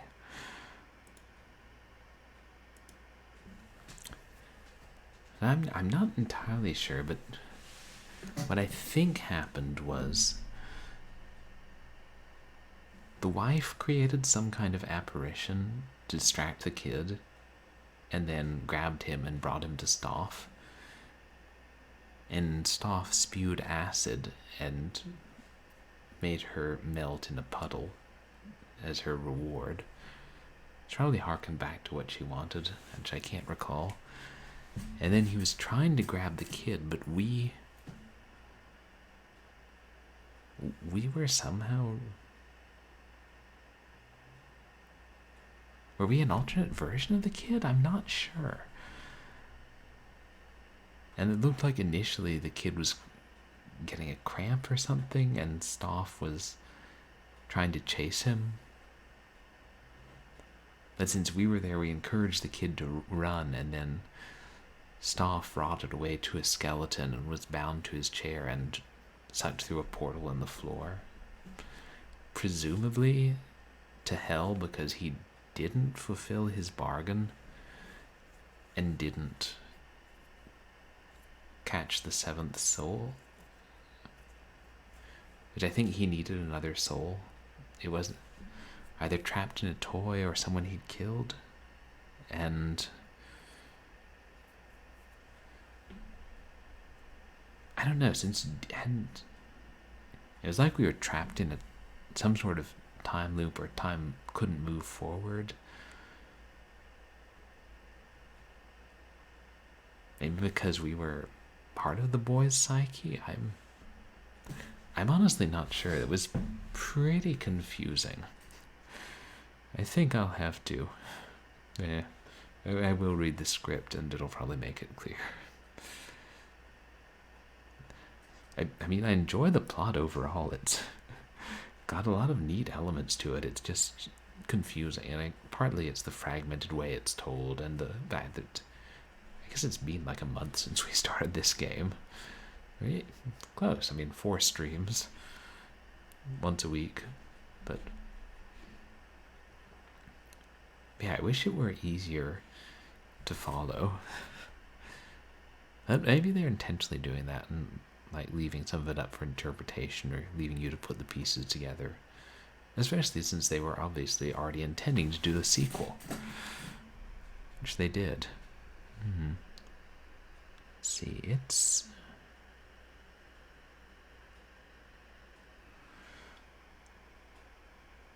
okay.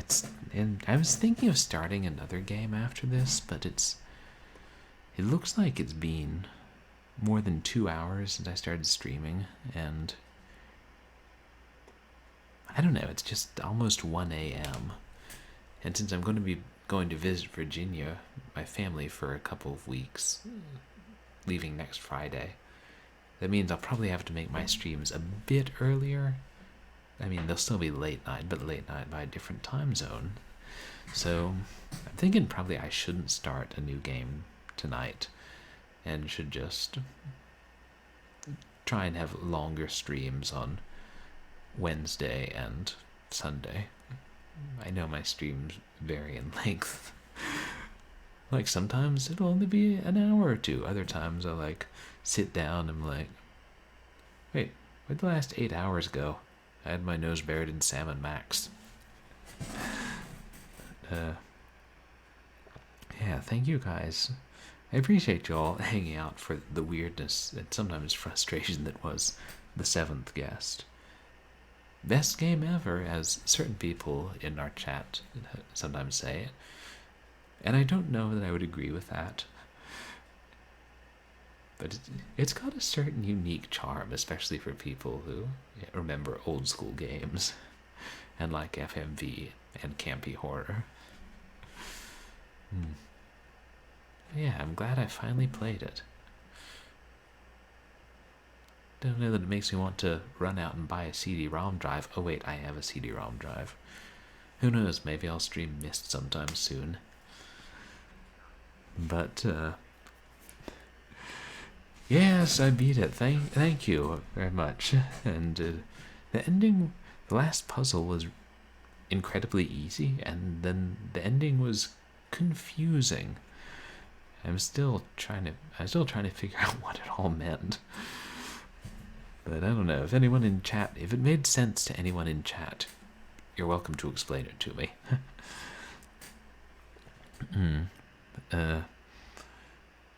Yeah, I think I'll probably wrap up stream. And I don't know, after watching this, are any of you guys thinking of going out and playing the 7th guest? Maybe skipping a few more puzzles than I did. As I think. I don't know, I wouldn't say it wasn't satisfying, it was just confusing. But there was... It hinted at a sequel, and it was certainly a spectacular and happy ending overall, and then It had fun ending credits with a completely grooving credit song, which will probably mean that either Twitch mutes the VOD, or when I back up the VOD to YouTube, they'll be like, copyright claim, all the revenue goes to the composer. Yeah, I mean, parts of it are definitely fun, and it's an interesting experience, but I wouldn't recommend it to a lot of people on stream unless they have very specific tastes. You know, probably, I mean, might be more worth playing on your own, but for a lot of people, you could probably just watch a playthrough of it and get enough satisfaction. And let's face it, there are more fun and easy to pick up and play Halloween-themed adventure games and horror-themed adventure games. I know I mentioned this earlier, but for Halloween, I'm intending to, or for a Spooktober, I'm intending to play Alone in the Dark 1, which I know I have the floppy disk version of it. I could swear I have the CD version somewhere. And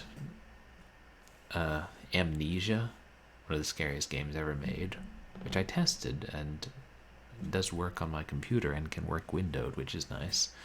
And Prodigal, which is a much beloved freeware adventure game made with AGS that I've been, like Lost in the Nightmare, which is my first official stream. I've been meaning to play it for so long. So, yes, I've heard it's one of the scariest games ever made, so looking forward to that. And then we'll do something special for Halloween, and we'll do more short horror Saturdays. Don't know all the details of the monthly schedule, but I do know I'll be streaming Splatterhouse 3D Gold for one short horror Saturday. Yeah, that's... Shit, seems like there was something else I was going to tell you guys, but I don't know what it was.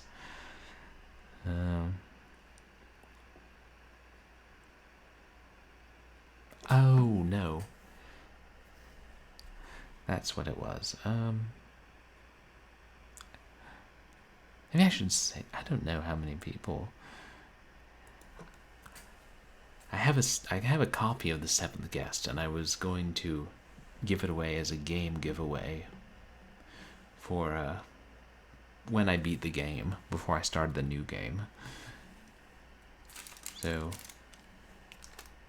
which I could still do if people are interested. I could write down a number and you all could guess it, and then whoever guesses closest to this number between 1 and 100 wins a copy of The Seventh Guest on cd-rom. But I know it's late and there may not be many people. If you feel like guessing and want a copy, go ahead and guess.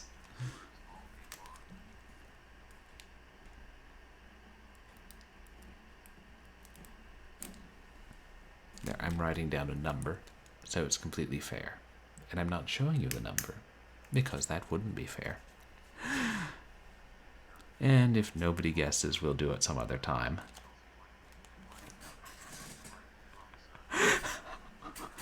Oh, I don't know. Dragon Gem rather likes puzzle games. Or did you mean the ASMR slurps? They're not for everyone. Most forms of ASMR aren't for everybody. Some people like, I don't know, crunching and crackling noises as ASMR. Other people say, that sounds terrible, please stop. Some people like thunder and lightning. Other people don't. They're like, turn off that rain, I want to go outside. Yeah, well, it's good to be tolerant. And yes, I've seen both Dragon Gems and Hairball's streams. Well, that's good. I mean, hey, you stream some of those difficult puzzle games, you've got to be fairly tolerant. I mean, I'm probably not quite as tolerant as some people as are in the Seventh Guest. Then hey, Dragon Gems made it through Myst, and that, what was that game she was playing today? Tested on Humans? It looked like it had a couple of tough puzzles in it from the bit I saw.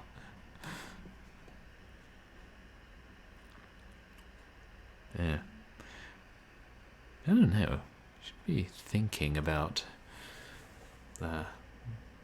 what exactly what that ending is. I'll probably look up a clip on YouTube and watch it again to see if I can understand it better. And I'm sure there are videos out there. The Seventh Guest ending explained. I mean, if they do it for Mulholland Drive, why not the Seventh Guest? And she didn't have quite as big a twist at the end as 7 Days a Skeptic did, which I think was one of the a really clever use of subtle planting and payoff. And something you never saw coming but makes perfect sense when it happens. 7 Days of Skeptics, Seventh Guest. What is it with sevens? Unlucky sevens. Horrific sevens.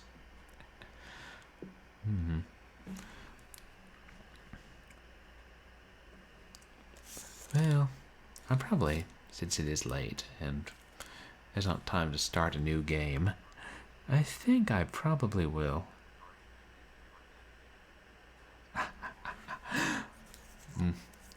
I mean, it wasn't a bad ending. It was better than a lot of them.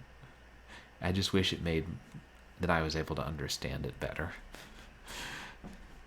And I imagine after I read the script, I will understand it better. So overall, I would say it was a good ending.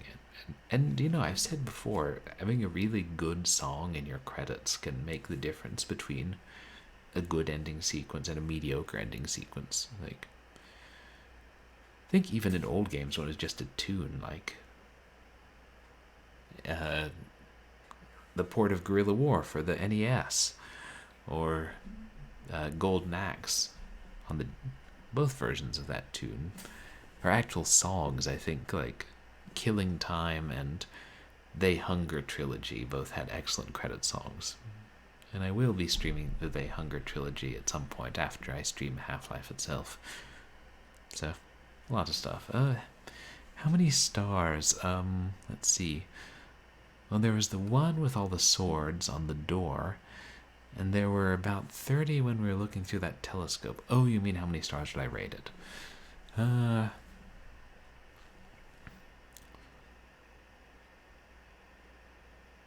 don't know. It would probably be a. It'd either be a. I don't know. I'd probably go with a 3 out of 5, but be like, you know, with the caveat, it's very much not for everyone. I don't know. Maybe it should be 2, just because of a few of the puzzles. I mean, but also it's like the game does let you skip almost any puzzle, and some of them, even if you skip, you'll be able to see the cutscene. So that's really fair of them, and almost no games do that. So I would say that bumped it up. I would say, but since they give you the option to skip puzzles, it's definitely a 3. How many stars in the sky? Perhaps someday we'll be able to count them all.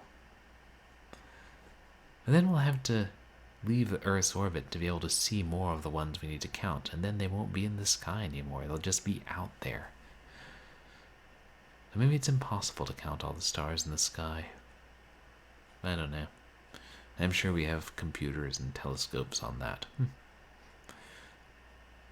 It was so much easier when we thought they were just, you know, stuck in a big sphere out there. And being like, yep, there's only that many. Apparently, as our concept of the universe and reality gets bigger, it also gets more complicated. And even mundane tasks like counting stars get bigger. As I continue to ramble off. Firefly stuck in the sky bush. I hadn't heard that one, but I like it. Giant fireflies. It sounds like the weird sort of something you might see in like 19th century science fiction. Like, well, actually the stars are giant fireflies, and The ones we see don't move because they're stuck there or they're sleeping, and if they ever wake up, the sky will change forever, and we better hope none of them fly too close to the Earth. God, what was that one science fiction story where the planets are eggs and there's a fear that the birds inside them might hatch? Yeah, that was a really old one. Yeah. Weird, older concepts of the Earth and the universe. Like, I think when Doctor Doolittle went to the moon, it was like, well, obviously, hitch a ride on a giant grasshopper. How else you going to get to the moon? That's right, if we eat the eggs, it's like, we know this planet keeps us alive, but it's an egg and we like eggs. Let's eat the planet. This is sounding like a metaphor or something for the way humanity treats the Earth. Damn it. Why do I always make things dark? It's like I like horror games or something. The Neil Gaiman Kid's Tale. Now that would be fun. I should read more Neil Gaiman. Enjoy the stuff of his I read. Wait, he was the one who wrote Stardust, wasn't he? It was a fun, weird fantasy novel.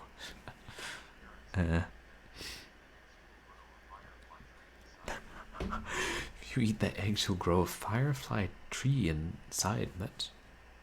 I'm assuming we're not talking about planetary eggs and star fireflies anymore. That would be difficult to eat unless you were like big enough to eat planets and stars. But no, that's good to know that if you eat eggs, and wait, are we talking firefly eggs or like if I just wander out in the forest and I'm like, hey, blue jay, this is my egg now. Then like a couple months later, I'm gonna start, feeling a tree grow inside me and coughing up fireflies, which at least would make the night pretty. Yeah, that would be weird. Not the weirdest folktale I've come across. And oh right, and Coraline, which I saw the movie of. That was a good movie. The Stardust movie was alright too. I think I liked the book better. But yeah, there are many things we don't know about this world. Just like there are many things we don't know about the seventh guest. And true. I mean, if you cook it, it scrambles the tree inside, so then you don't end up growing a bunch of fireflies inside you. Which, I mean, I feel like that wouldn't be good for you, even if fireflies don't eat their way out. It's just them flying around inside you. Butterflies in your stomach is one thing, but fireflies in your stomach, what if that made you glow? That Troll 2. 27 in one sitting. Oh, it seems like a famous streamer once tried that, inspired by the prodigious feats of eating that his familiar toad could attempt. Didn't quite think through the physical ramifications of eating 27 eggs in one sitting. Now, if they were Cadbury cream eggs... Cadbury cream egg challenge. And we appreciate you looking out for the streamer's welfare. Yes, deviled egg trays do have their repercussions, if they're big ones, but 27 Cadbury cream eggs. Now that I've said it once or twice, I feel like I need to attempt that for Easter, some kind of challenge or something. I don't know, tie it into a game or something. Maybe play Bugs Bunny's Double Trouble, and every time I die I have to eat an egg, because rabbits bring Cadbury cream eggs. What? Oh yeah, so maybe it's a good thing, become so sick of them. I don't eat them again, it's healthier in the long run. Ooh, or a challenge where you don't know whether it's a deviled egg or a Cadbury cream egg when you bite into it. Or some other kinds of eggs. I don't know. Robin's eggs, candies, fried alligator eggs. Those are actually pretty good.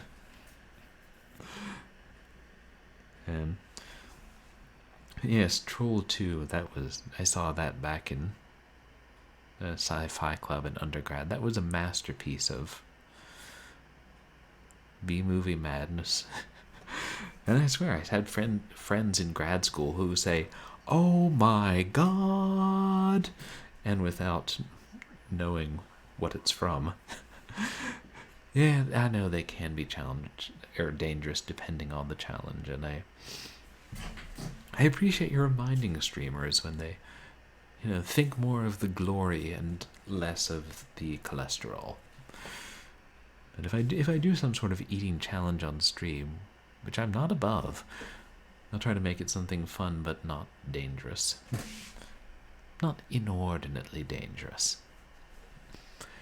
Shoot, now I'm going to be thinking up weird fun challenges to attempt. Ooh. Oh, overheating. Yeah, like if I... Probably not so bad if they're spaced out a bit. But yeah, eggs are a dense food. It'd be better if you just ate the egg whites instead of the entire eggs. Yeah. I know athletes are supposed to swallow raw eggs sometimes, but probably not 27. Also, salmonella's a thing. Ooh. Going into meltdown. What a way to die. Hey, no worries, Captain Peel Card. You're following the footsteps of many a good soda. And I think if nobody's going to guess on the 7th guest, we'll probably save that game giveaway for another day, and probably just find somebody to raid. Firefly Caviar. Oh. That would be intriguing. Wonder if anyone's tried that with insect eggs. There are some experiments to be done here. And I assume you mean the firefly is the insect, not the show. Like, the crew of Serenity making caviar. And I hope you have a good night, Captain Peel Card. Thanks so much for hanging out.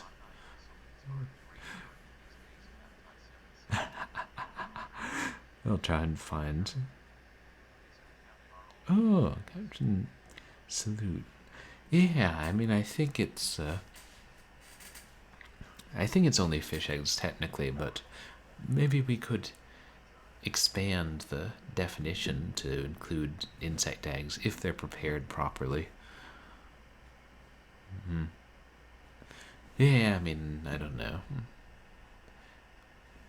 Here, the proper way to eat caviar is to get them in little lines and then snort them up rather than put them in your mouth. Because, it's all supposed to be in a row.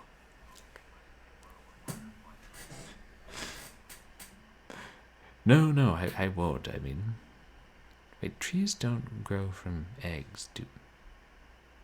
Oh, right, the tree grows the fireflies, so the tree must grow from an egg because the firefly lays the egg.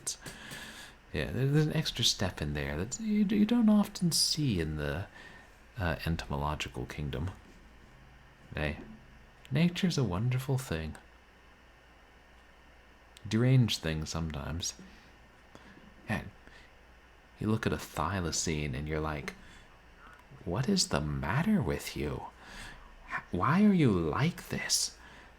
And the thylacine is like, what? You mean a dog and a cat and a marsupial who eats flesh? And I'm like, no, not that. Alive. You're extinct.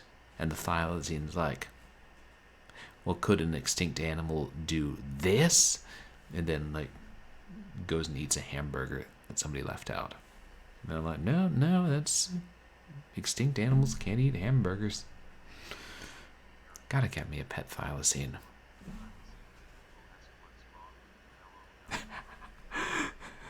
Right, if you look at them, people, because they don't exist anymore. Or do they? Somewhere in the wilds of Van Diemen's Land, there are still sightings and we still have hopes. Or just because if you looked at one, they would be like, ah, and then bite you for looking at them. Very private sort. That's probably why they've kept alive, if they have kept alive. Right, that's one of those things that we still hold out hope that there are some still alive out there. There's one in the TV show, one of the characters in the TV show Tasmania was a thylacine, which I didn't realize at the time because I only heard of them referred to as tigers. But yeah, oh right, nature's weird and wonderful. And that's why fireflies grow from trees. Yeah, Taz. It was a good show. Maybe it was MCZ's stream. I was talking about that, and wherever it was, the streamer was like, "What on earth are you talking about? Tasmania, the TV show? I've never heard of it." I'm like, "Oh yes, it's a classic." I mean, it's takes a bit of liberties in its depictions of Tasmania, as far as I can tell, as it takes its liberties and depictions of Tasmanian devils. But right, the Tasmanian tiger / Tasmanian wolf / thylacine / probably extinct. Possibly extinct. Maybe cryogenically frozen under Tasmania. That's the option we just really haven't explored enough. I say we head out of Tasmania with the metal detector and see if we can't find a cryogenics facility. Unless they have them stored under another island. God, the Australian government would be just that clever. Keep the Tasmanian tigers under an island they're not endemic to, because nobody would think to look there. Ah. Oh, the Tasmanian devils. Yes, I hear they are quite a vicious lot, and have certain similarities to the cartoon depiction. Mm-hmm. Why, for you drown, Taz. Taz hate water. Isn't it just me, or are all the games about the Tasmanian devil ostensibly for kids, but also inordinately hard? First one might have been less so. There were only a couple of outrageously hard levels, but then Escape from Mars, or that 3D one, Taz Wanted, it's like, you expect kids to get through this? Like, no. Pay a professional esports player and maybe they'll get through it. Oh, the Tasmanian devils were dying out due to disease. I hope they're making more of a comeback, like I know some endangered species are. That's rough, and especially if it's disease. Not something that's necessarily as easy to deal with. As, if they're dying because humans are eating them, I think I have a solution. If they're dying because humans are destroying their habitat, again, there might be a solution. If they're dying because of disease, unless the humans are going around coughing and sneezing on Tasmanian devils, little bit more difficult. Get on that, scientists. I feel like that's my solution for everything. I'm like, I do not know how to fix this problem. Get on that, scientists. The scientists are like, nah, we've already got stuff that we're on. Also, who exactly are you? And I'm like, well, you may recognize me as the Twitch streamer who streamed The Seventh Guest and beat it. And the scientists are like, didn't you skip the microscope puzzles? Yeah. We don't think you're really too qualified to talk about science if you go around skipping microscope puzzles. You think we were able to skip microscope puzzles when we were getting our PhDs? I'm like, well, probably not. And your microscopes probably didn't slurp at you when you played Othello under them. And the scientists just reply, you don't know what our microscopes do in the finals of our PhDs. And I mean, I can't argue with that. But still, yeah. Vaccinate the Tasmanian devils. And oh hell, devil roadkill. That's roadkill can be quite a problem. For some animals. Also, some animals like deer, which tend to do damage to your car. That's an issue back home. My family used to live out in the country, and quite a lot of deer. Venison. Right, and if you can hear the microbes slurping whilst they're on the slide under your microscope, I'm a little bit concerned that they're that loud. Because they can't be doing it individually. They gotta be working together. And then you have to ask yourself why. The simple answer is, of course, toy maker in league with the devil's up to something. But I don't know if it would be as simple as that if you ran into it in a lab in the real world. And I don't know that that's the explanation you would go to. I mean, Occam's razor and all that, but is that the simplest? Burn them in the blue fire. Assuming the fire kills the microbes and doesn't just spread them. I feel like sometimes that's an issue when you burn things. But what do I know? I'm just an English major. Yeah. Or just throw them into the trash. Or dump them down the garbage disposal. And if they keep slurping at you, just, like, tell them to shut up and run more water. And then eventually they'll go away, like, get washed into the ocean.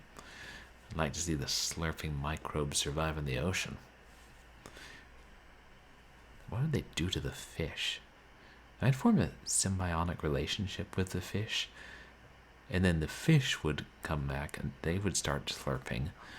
And yeah, I feel like this could be a story like Stauff accidentally infected a legion of fish and then tried to sell them as pets, but somehow children were mysteriously dying next to the fish.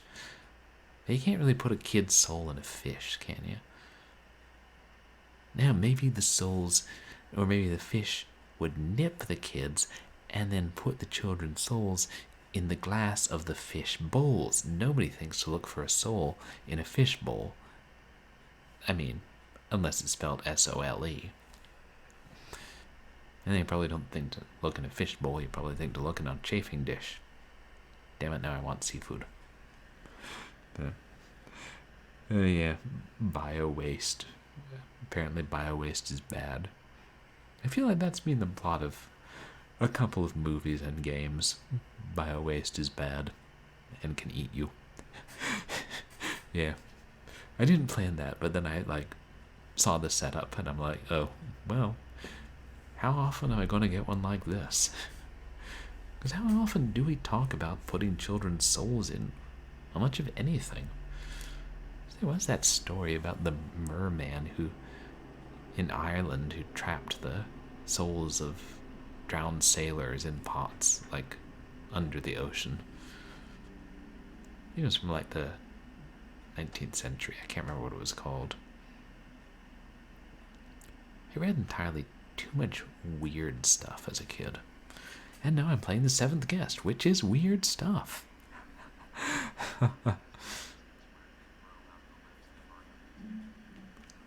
Oh. Throwing out actual amputated limbs as for biohazard waste. Yeah, that really sounds unsanitary. If it's something like, the odd tooth or a petri dish, I think, that's kind of accidents happen and it's easier, but throwing arms and feet on the trash can and being like, yep, take it to the dump. That's not necessarily respectful. Oh, okay, well, as long as they get cremated or incinerated. As long as there aren't just a bunch of arms and feet at the county dump. Because then sooner or later, some force is going to start building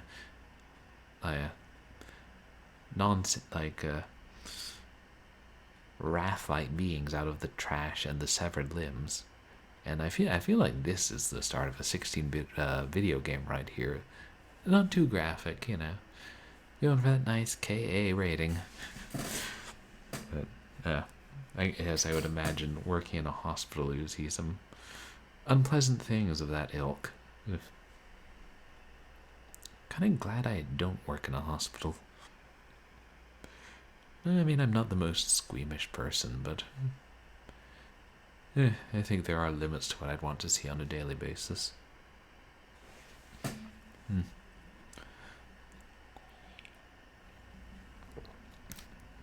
I'm sorry, I must have gotten my second wind tonight because I was quite tired before stream and like, ugh.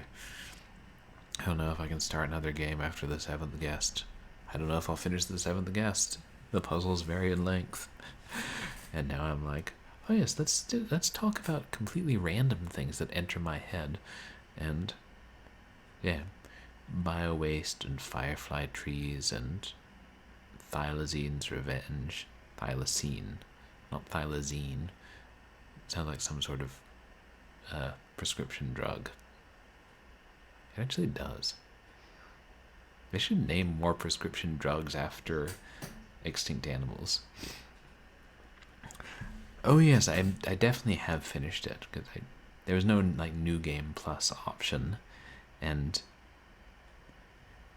yeah, I'm pretty sure it only has one ending, and it was a very definitive ending with, I mean, confusing, but you know, rolling the credits and having the song. So yeah, we have finished the 7th guest. That is now a part of our history. We shall never return to a point where we did not play the 7th guest. And yeah, starting.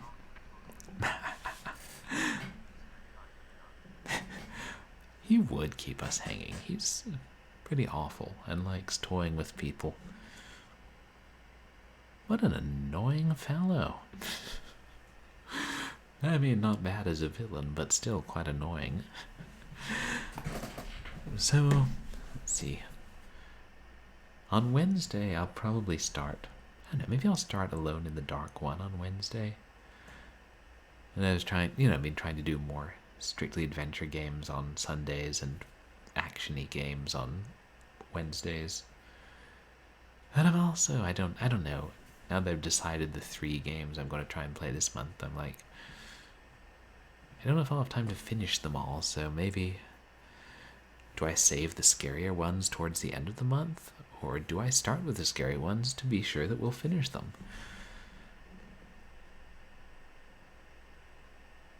So, I don't know, maybe I will just start Amnesia on Wednesday.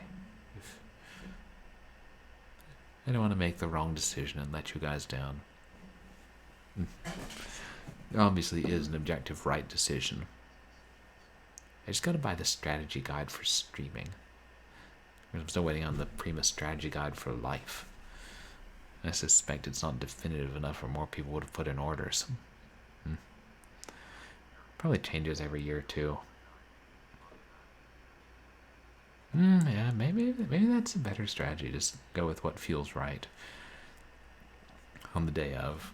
And to be honest, I almost didn't stream Fist Popped yesterday. I was thinking of it on Friday, and then thinking, I don't know if this is a strong enough Halloween game or a good enough game in general.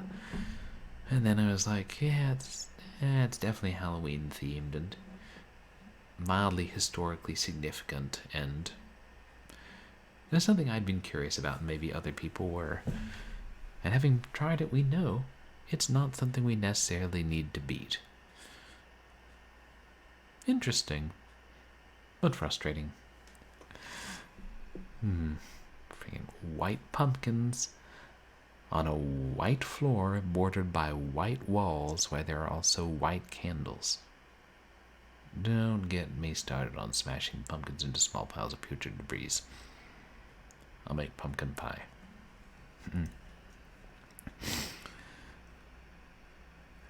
should probably stop talking and See who's online. Seriously, someone mentioned Return of the Phantom, I think. I think it was that girl Joey who was playing it when we raided her a couple months ago. It's another horror game I need to add to my collection someday.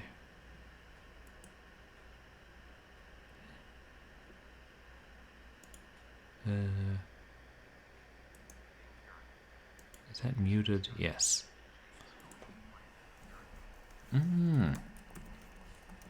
I love the range of games that people are playing on Twitch for Spooktober, and how many of the streamers I follow are getting in on that. Quite a bit of Castlevania. I saw someone playing Symphony of the Night, and I was like, glad I didn't do that, because I was thinking of it. And then someone was playing Harmony of Dissonance, I think it was. And I was like, when are we going to get around to playing Castlevania Patter Song of Disgruntlement? And everyone was like, wait, that's a game? Is that one of the Game Boy ones? What? And I'm like, no, it's not. But you know, it almost could be. Yeah. I wonder if anybody's playing Hastlevania, The Quest for Shut-Eye. Yes, all the spookiness. Let's see. You've rated Seraphine's, Stealthy Golem, Mr. Holy shit, Backlog Cabin's live. And he's playing Amber, Journeys Beyond. That was one of the games I was considering playing. I always get Amber, Journeys Beyond and Black Dahlia confused for no good reason. But I think it's an FMV horror game from the 90s. So perfect after the 7th guest. Besides, we haven't gotten to raid old Backlog in a hot minute. Thanks for the Steam. Hey, that works. I mean, if you're a train.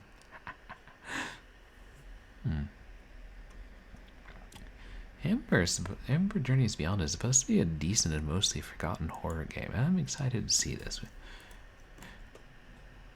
Yeah, we should raid Backlog tonight. It has been too long. Yes, Backlog Cabin is famed for his many stunts and is familiar.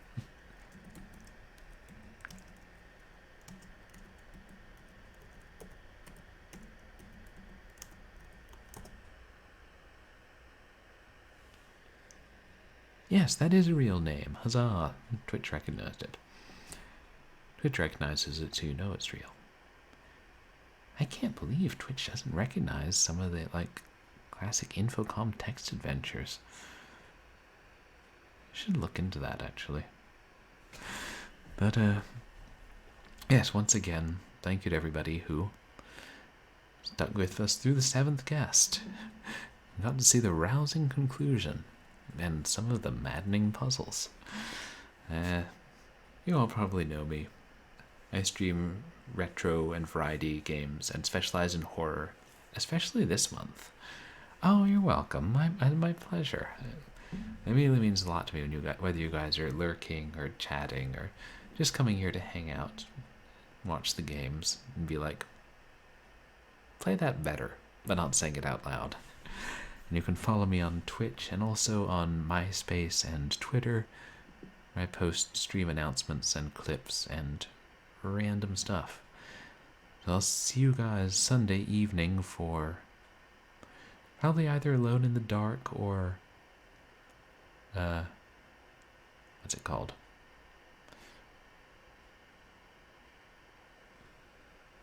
I'm forgetting the name. You know that scary game. Thank you so much. I'll see you guys. Amnesia. Of course it's Amnesia.